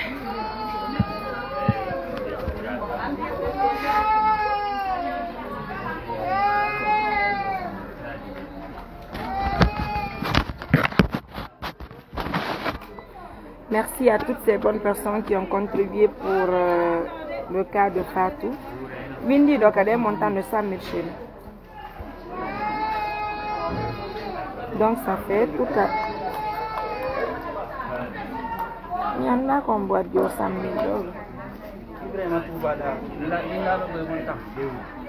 Ils n'ont pas envoyé d'abord. Attendons qu'on envoie, c'est mieux.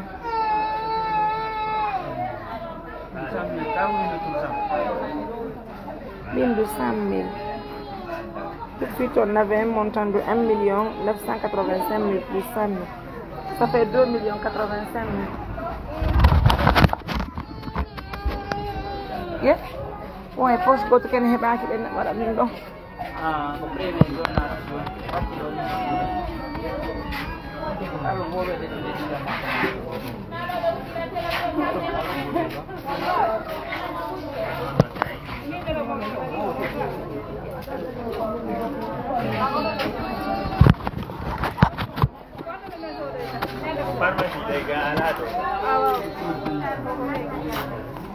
merci mesdames, messieurs, 2 85 000 obtenus pour notre Fatou Diandiang à l'hôpital régional de Mamoun. Et Inch'Allah, juste après l'accouchement, on va descendre au marché pour acheter les habits pour son bébé. Merci donc à toutes les sages-femmes de l'hôpital régional de Mamoun, à tous les médecins de la maternité. Merci encore une fois de plus pour la confiance, pour l'attention. Et merci encore une fois d'être là. Na? J'ai pas coupé l'émission, docteur. Oui, où avez des types de journalistes, mais non, tu as 4 donateurs, mais il y a des gens. Voilà, ni est-ce que poche quoi tu dis, baby? N'a pas tout notre rapidement. Et tu dois nous attendre. Je suis en émission, pardon. Et tu dois nous attendre. N'a pas d'undo mi inni. Je suis en émission. Undo na d'undo mi inni. Ma ko fi watte be okray be benji jangat dan. Na?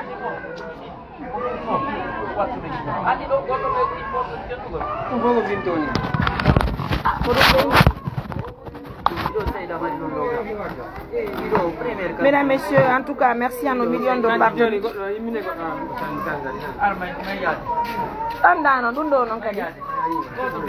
Musibe, on a un d'assistance cimentée. Adore, allez. Allez. Allô? Allô, oui, assalamu alaikum. Allô?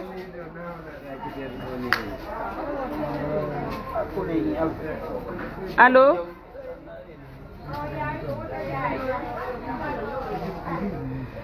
Oi, nene.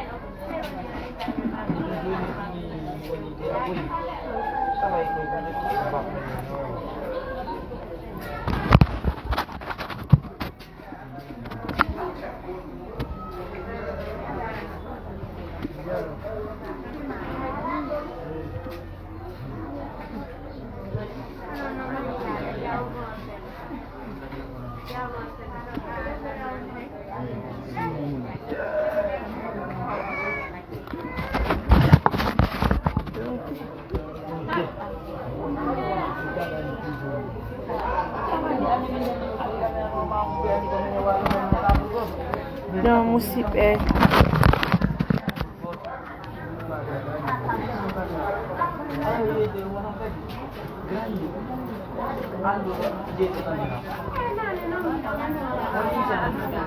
Donc, je vais brancher l'appareil, mais autant pour nous. Allô? On jaram na la ton kombe.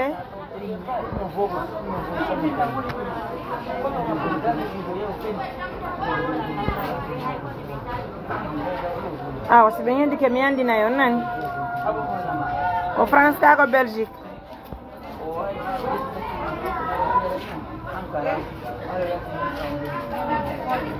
Ah madame, ah alors Koubaraji. Merci vraiment.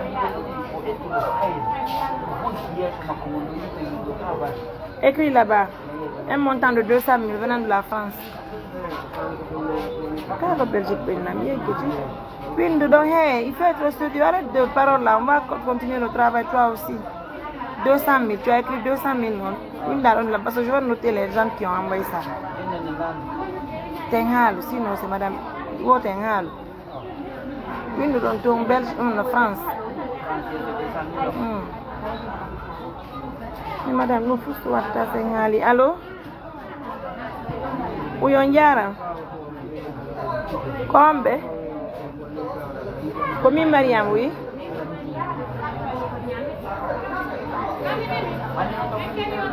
Ah.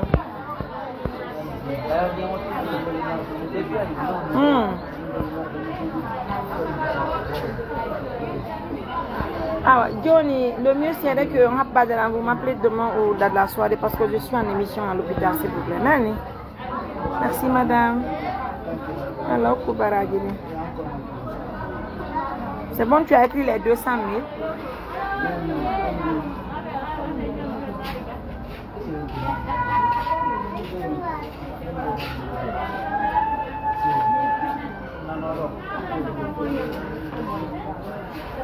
Plus un montant de 200 000.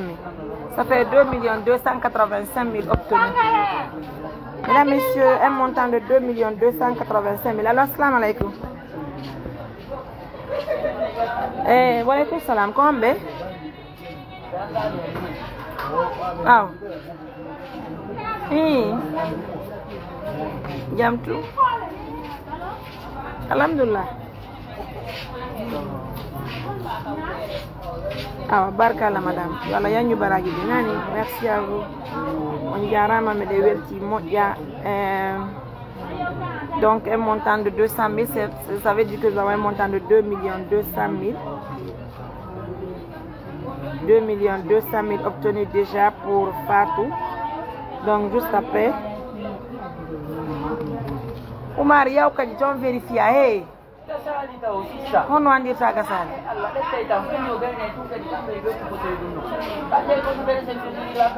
c'est-à-dire ɓe andi kono déjà urgence on no ga ɓe ni naɓe poche koto ƴiya valeur dire ça a joni yen ettanala docteur vous allez bien ettono ya numéro maji to anno min miya mais il faut que tu restes auprès de là-bas yaw addu ɗo ɗum on addu ɗo moodi anda il faut vérifier e ɓeya ko ƴiƴan nan habbi waɗa ɗum aga yasi ko poche koto ƴiƴan non allo ye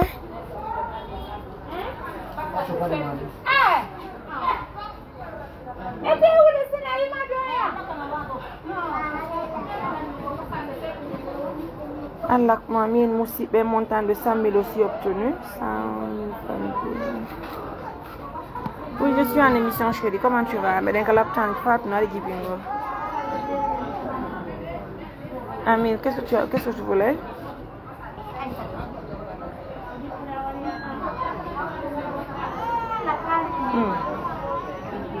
Ah, ok. Un instant, même. Viens m'aider à écrire ça. Pardon, il y a un montant de 100 000 que j'ai obtenu là.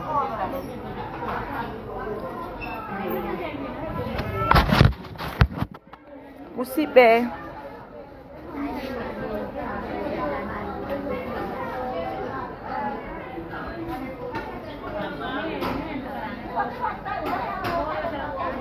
Un montant de 100 000.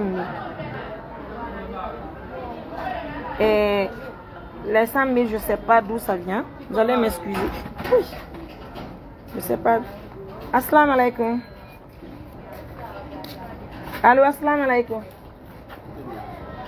Oui, combien y a donc? Oh, nada, ya on a oui, quand on marque donc?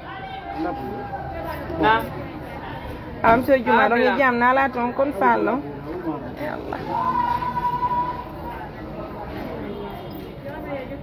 Quand nous parlons, non?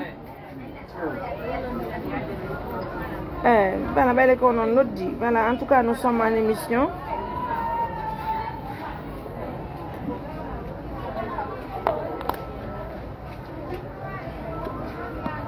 Moussibé, assalamu alaikum. Bienvenue dans l'émission. Donc, c'est pas facile, s'asseoir, collecter de l'argent. En tout cas, assistance humanitaire d'urgence reste et demeure la meilleure organisation, il faut le reconnaître. 800 000, ça fait 2 385 000.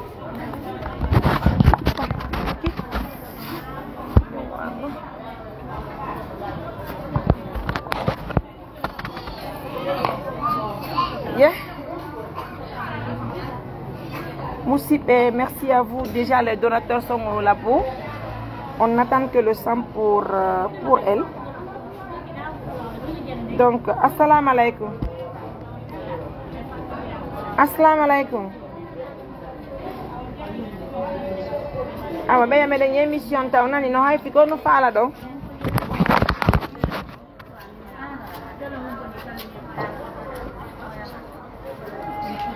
ah, et c'est la Lyonnais. Ah, ouais.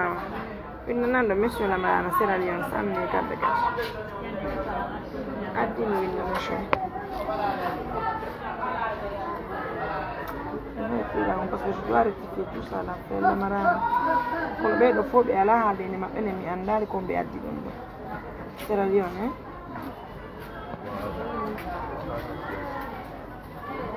C'est bon, docteur, vous avez vu, hein? Alhamdulillah. Assistance c'est meilleur, hein? Comment il y a 30 000? 30 000 filles. C'est bon. il faut m'expliquer une femme. Ah, on a fait des choses,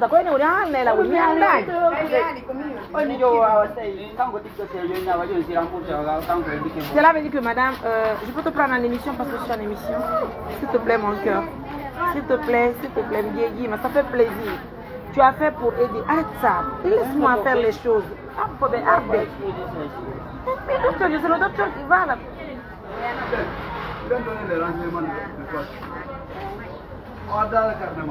Oh là, le carnet, on n'avait pas pris le carnet. Je te jure, on aurait le carnet. Oh là, le carnet. Elle n'a pas suivi ton truc là-bas. Ah, encore non? Ouais.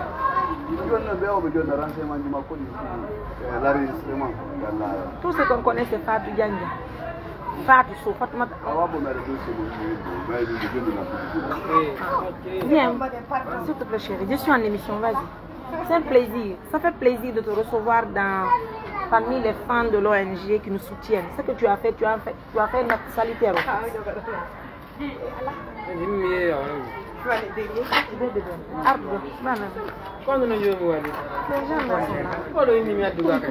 C'est fini?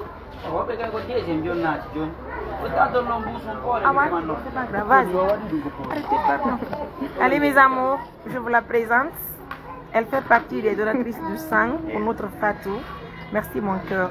Merci pour le déplacement. Merci pour le déplacement. Merci pour le soutien. Fatou Dianjang, no andi on non menen kadi Fatou koko hore lawol men himo. Men tay mon jomba ko no mudma ko no akkiti mon pouvait pas la rejeter.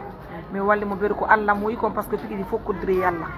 Menen mo no men ngal kadi men wawa hettude Fatou men addama ko lapta men neno wona gonga ko baye meden andi Allah ko goto.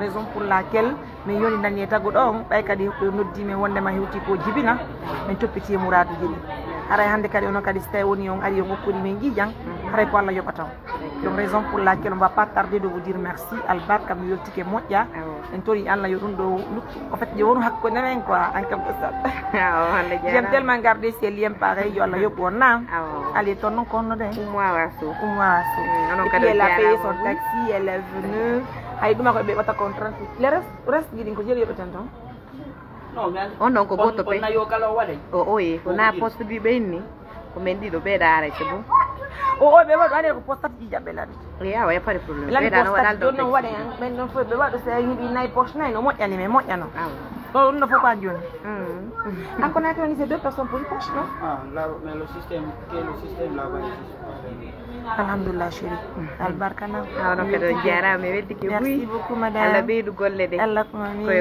love you merci mon cœur c'est un plaisir Nani d'accord comment tu l'accompagnes tu prends son numéro pour moi s'il te plaît chérie n'hésite pas de m'écrire Nani c'est la même famille s'il te plaît merci mon cœur est un numéro maintenant allô sister ya do me transport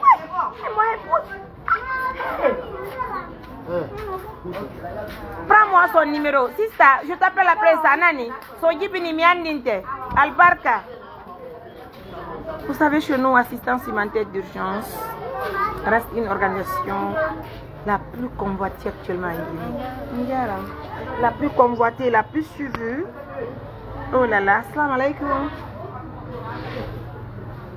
Nala ton combe. Le joni acceno dolla jango dogunene na koy mi andi joni acce jango no dolla mi jeji o nani kono fala don kono nyande mardo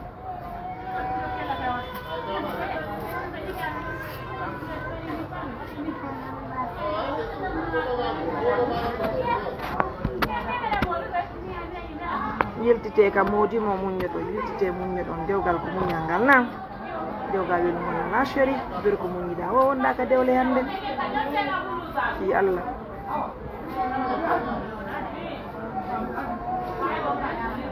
kono fo e mo munye hande ko e wakkilo joni acceno di tollan kiki de yewte moƴƴa nani dogu nene ngeji yo Allah be dum dikka ka nani merci chéri allez mes amours un autre appel assalamu alaikum oui Morane Fati allo walaikum salam ko hombe ko hombe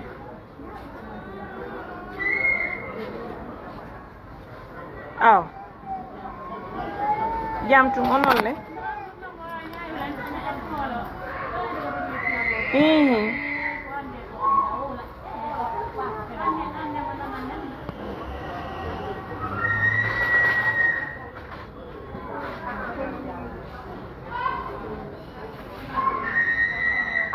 mame kalima kalati mame kalima kalati na hôpital ne sindinye bon merci ouais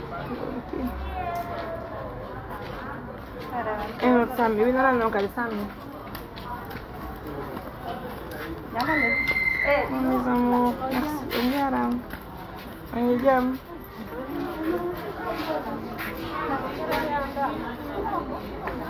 ko bin tigini ko bin ngo kanaroni o fala de lankani ne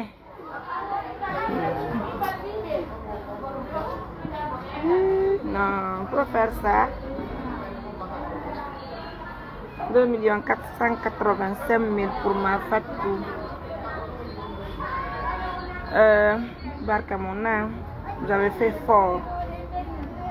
Merci donc à nos millions de partenaires. Merci. Non, non.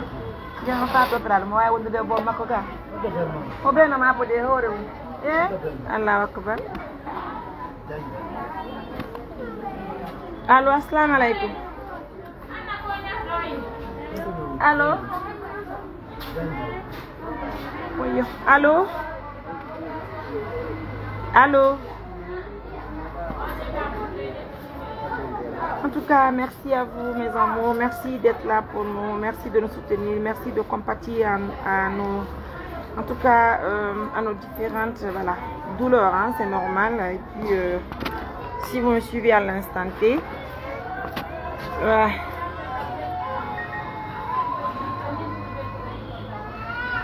yandano la marana mo me fiondori kanyum karika l'école ni.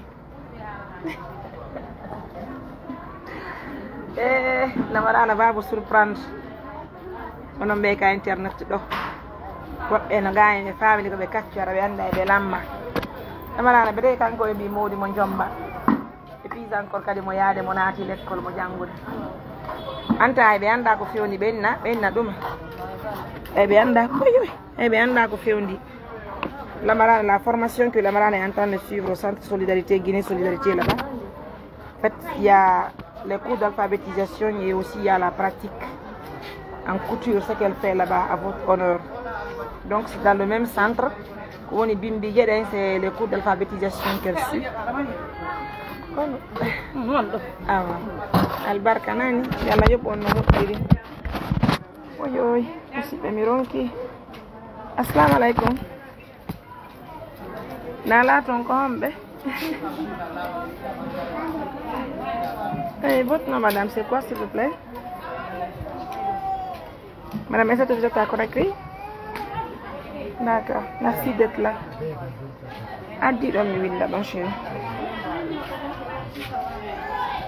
Merci à toutes ces dames, à toutes ces personnes qui nous suivent de près, qui nous assistent.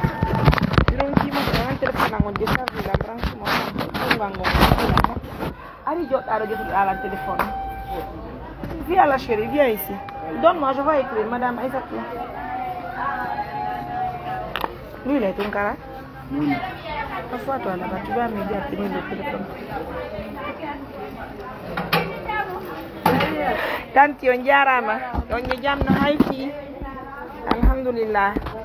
Bye, quoi. Yande, aron kaido. Madame Aïssatou nous offre elle aussi 200 000. J'attends de recevoir l'argent pour faire madame Aïssatou.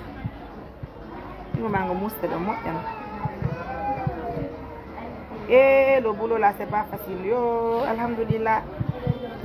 En tout cas, merci d'être là. Ne coupez pas le live. Hein. On attend d'abord l'accouchement de Fatou pour vous annoncer la très bonne nouvelle. Avant de couper le live, je suis très fatiguée. J'avoue que je suis très fatiguée. Mais on tient bon. Un montant déjà de 2 400 000. Hein. Je crois que c'est 400 000, je crois. C'est ça même, 485 000. Donc on attend de recevoir aussi l'autre que la dame a promis. On va rajouter pour vous annoncer le montant obtenu. Merci donc à nos millions de partenaires. Merci de croire à nous. Merci de continuer à suivre nos actions en ligne. À présent, je suis à Mamou. Voilà, à Mamou. Merci à toutes ces dames qui ont effectué le déplacement pour être au laboratoire de l'hôpital régional de Mamou pour nous aider à avoir le sang pour l'opération de Fatou. Oui, monsieur, vous avez envoyé un montant de 100 000, c'est ça, non? D'accord. Ah, en tout cas, j'ai reçu 100 000. Nani, c'est vraiment gentil. C'est depuis la Sierra Leone. D'accord. Allez, au revoir. Merci. Merci, mesdames. Merci, mes amours. Merci de continuer à soutenir. Ton numéro de qui? Prenez notre numéro. 629 88 43 94. Non, 600 maintenant, je dis 88 43 94. Benabi, il y en a un.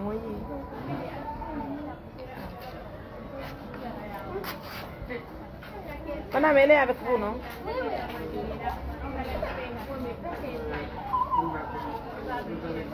Oui, ça fait plaisir.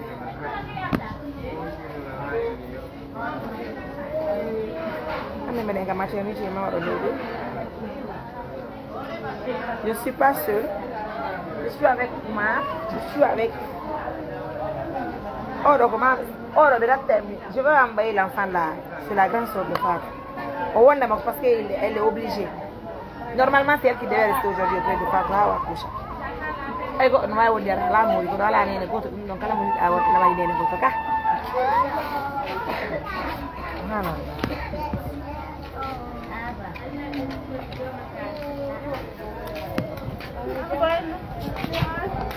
Donc, mesdames, messieurs, partagez la vidéo, restez à l'écoute. MBT pour les intimes, c'est pas une chose qui est facile, mais on tient bon. Nous sommes à la maternité régionale de Mamou. Donc nous sommes là et exactement le live, c'était une question de trouver des donateurs pour nous aider à avoir le sang pour l'opération de Fatou la césarienne. Parce que vous savez que malheureusement pour elle, il n'y a pas eu de suivi, pas du tout, elle ne partait pas là au centre de santé pour le suivi de sa grossesse. Une chose que nous déplorons de trop.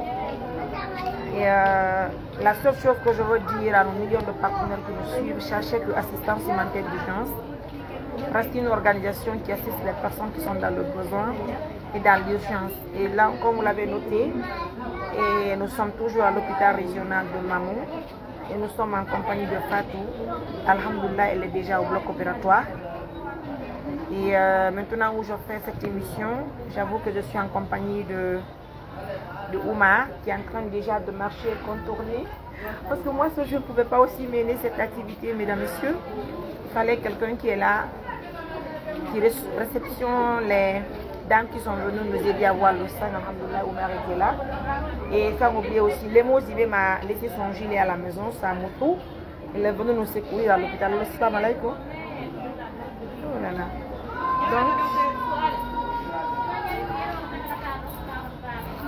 Donc félicitations à toute l'équipe de la maternité régionale de Mamou, notamment le chef de la maternité, Dr Sekou, qui d'ailleurs est toujours là à nos côtés pour assister les personnes qui sont dans le besoin. Et on n'oublie pas aussi l'hôpital régional de Mamou, notamment sa direction, parce qu'il faut aussi les impliquer dans tout ce qu'ils font pour nous. Et quant à vous autres, partenaires de l'ONG, grâce à vous, nous avons pu collecter un montant de 2 millions. Laissez-moi revoir le montant, hein, s'il vous plaît. 2 485 000 pour l'instant obtenu. Merci donc d'être à nos côtés. Merci de nous soutenir. Merci de croire en nous. Assistance humanitaire d'urgence reste la meilleure organisation en Guinée à travers les actions que nous avons posées un peu partout en Guinée. Hein. Vous savez, quand on parle de nous, c'est parce que nous avons mené des actions. Même si ça fait mal à certaines personnes, mais n'oubliez surtout pas que si tu deviens star, si tu deviens important ou important, il faut qu'on parle de toi. Donc si on parle de toi, il faut forcément que les uns les autres critiquent. Il y a d'autres qui sabotent, il y a d'autres qui te mélangent avec des fans, il y a d'autres qui vont même pousser des gens à te faire du mal. Mais nous on tient bon, on prend la vie de bon côté, parce que nous on estime que tout dépend de Allah. tout ce que nous réalisons, ce n'est pas la force que nous avons, c'est parce que la volonté divine est là. Donc, partagez-moi la vidéo. Ne partez pas loin. On m'attend toujours Fatou. Ah oui, le courage est là, mais je suis très fatiguée. Là, depuis le matin, je suis sur pied. Le matin, il fallait accompagner la Marane à l'école parce qu'elle devait faire ses cours de l'alphabétisation le matin dans son centre de formation. Et les cours pratiques, justement, c'était dans l'après-midi. Moi, je suis maintenant à l'hôpital et j'attends aussi l'accouchement. Et Fatou accouche dans de très bonnes conditions. Je vais vous présenter le bébé de Fatou et je veux me plier maintenant pour aller au bureau. S'il faut retourner à la maison, prendre une autre douche, aller et encore retourner au bureau. Parce que là, je vous dis que je suis très fatiguée. Très fatiguée. Mais alhamdoulilah. J'ai même vu des gens qui m'ont dit, Mariam, c'est toi qui as occasionné tout ce qui arrive à Fatou. Donc je vous pardonne. C'est moi j'aime pardonner les gens. On m'a toujours dit que Mariam, est-ce que goddo gono hebude dum minata goddo go ala hebude mais ko mon hebude ko nyallangal do weltani Allah min na dole yan ko kudri Allah nyallangal hebugol mako baabe di to nayo njowo duwanto do ma inna wat Allah bad barkema uminde labane musi donc sono wa waaw que de ce côté me de weltani Allah me de hamdani Allah la subhanahu wa ta'ala. Deuxièmement musibe il y a une chose qui reste claire, juste le courage que nous avons, sortir de la maison, travailler matin, midi et soir. Regardez le petit Omar.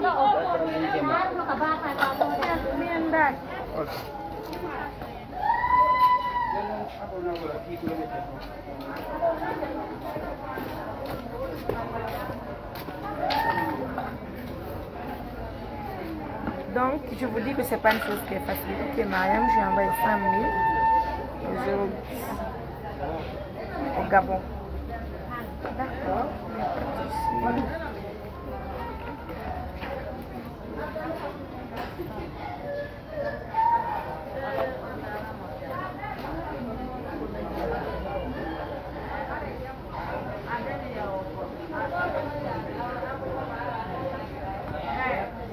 En tout cas, merci à vous mes amours, le 629 88 43 94. Donc si vous nous pratiquez à l'instant T, nous vous disons un grand merci de la confiance que vous nous accordez à tout moment. Donc aujourd'hui, en Guinée-Conakry, j'avoue que ce que nous faisons sur le terrain, ça parle de nous quoi, parce que là ce n'est même pas nous qui parlons, mais les actions parlent de nous. Donc c'est ce qui est important chez nous. Merci à toutes ces bonnes personnes qui se sont donné les mains pour assister Fatou. Si vous voulez, ne partez pas loin. En tout cas, nous avons déjà obtenu une poche de sang. Donc Fatou est au bloc déjà. Alhamdoulilah, une poche est obtenue. Les autres sont en train de se donner de l'autre côté aussi parce qu'il faut faire le test.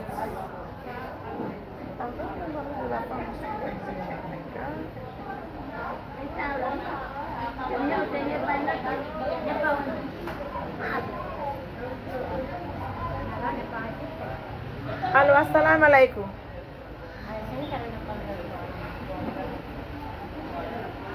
Oui, kono woni do ngandi golleji din na la ton do humpitare sonnajo mon non. Bonjour madame. Mi do ka émission, ok, na la ton pa que no hay fi. Kono woni untini golleji din ya foto ara activité din tan wala.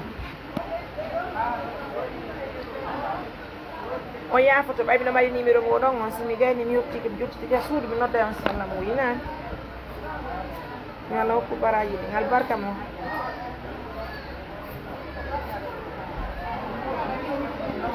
barka.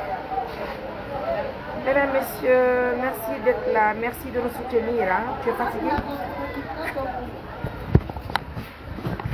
Fatigué les gens.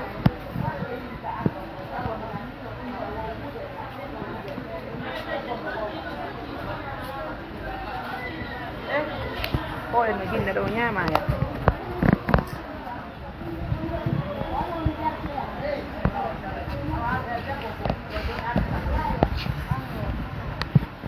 Donc aussi on a aussi pour des assistances image, je t'aime pour Mariam. J'ai hâte de te voir un jour.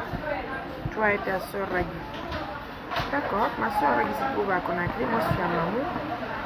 Certainement à l'occasion des activités, on va se voir un jour, Inch'Allah, au Yann-Esprit. Donc pour l'instant, nous sommes à la maternité de Mamou. Et là, nous sommes là, c'est parce que tout simplement, nous sommes là pour accompagner Fatou Diandian. Et nous seuls, nous ne pouvons rien, raison pour laquelle j'ai fait une émission.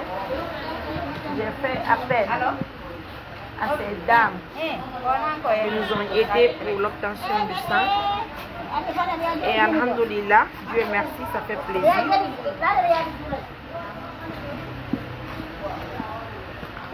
Nous avons le 629.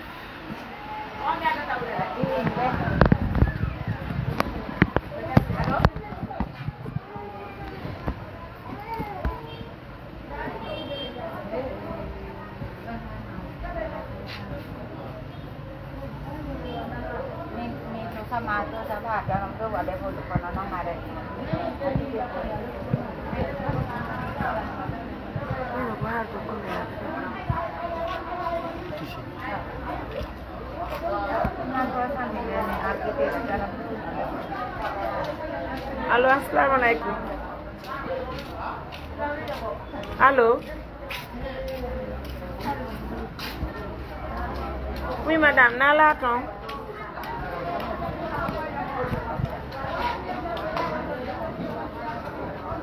Ah, mais il y a une 200 000, mais what est mon bac?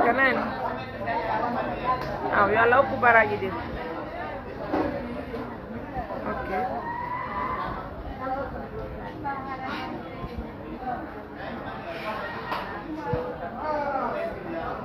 2 485 000 d'idées. 2 485 000. Donc mes amours, merci de nous préférer parmi tant d'organisations en Guinée-Conakry. Merci d'être là. Merci de continuer à nous suivre, Inch'Allah.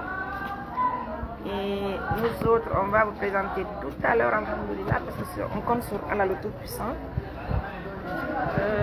Vous savez, nous sommes là.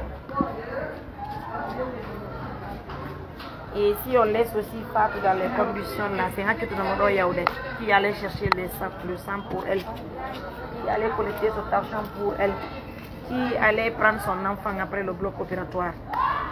Je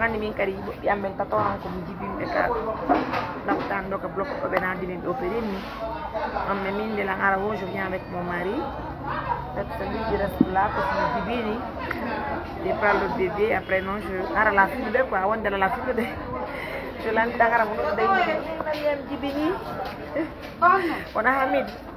On a arcan pour la carte, non, ça non, non ardé quoi. Mariam Djibini, tu as le mot Djibini pour encore. Allô? Allô? Eh bien, il y a là, on a dit que mon nana, ton combe. Ah, voilà, là, tu as la laptop. On y a pas de notre laptop. Oui, il est qui est de vous dire, non? Merci. Allez, on monte à 2000. On était tout à l'heure à 2000 personnes. Ça va, nous avons obtenu le sang. Nous avons obtenu le sang et puis ça va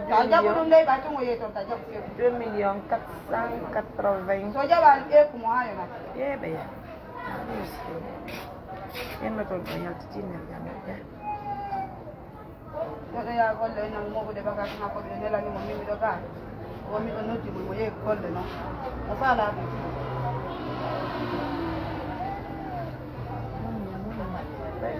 ça on des marques de faire voilà.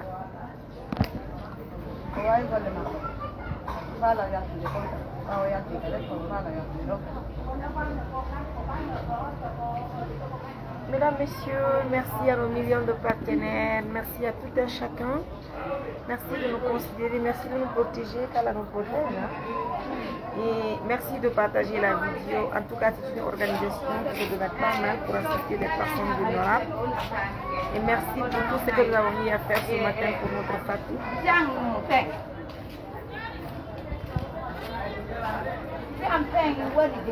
Madame, il a reçu un wangal.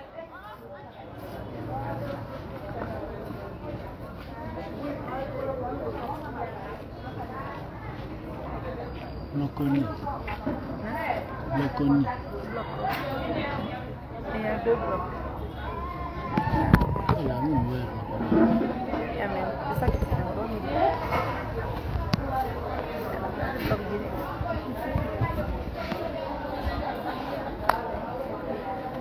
mesdames, messieurs, partagez-moi la vidéo. Restez avec nous, c'est votre manière. Merci. Merci à Omar aussi. Hein. Omar, c'est de mettre très bien. Si vous voyez toutes nos images, nos vidéos, toutes nos photos, c'est lui qui est là derrière la caméra. C'est Maria. Salut chérie. Ça va? On se sert. Regarde du Fatiga. Ah, tu as vu, hein? Vous avez vu son monde? Calabo. Ah, Calabo Wanda. Mais tu m'as pas reconnu. Je t'ai pas reconnu, non, la chérie. Attends, dis-moi, mais Darben, la vidéo, Comment ton béton?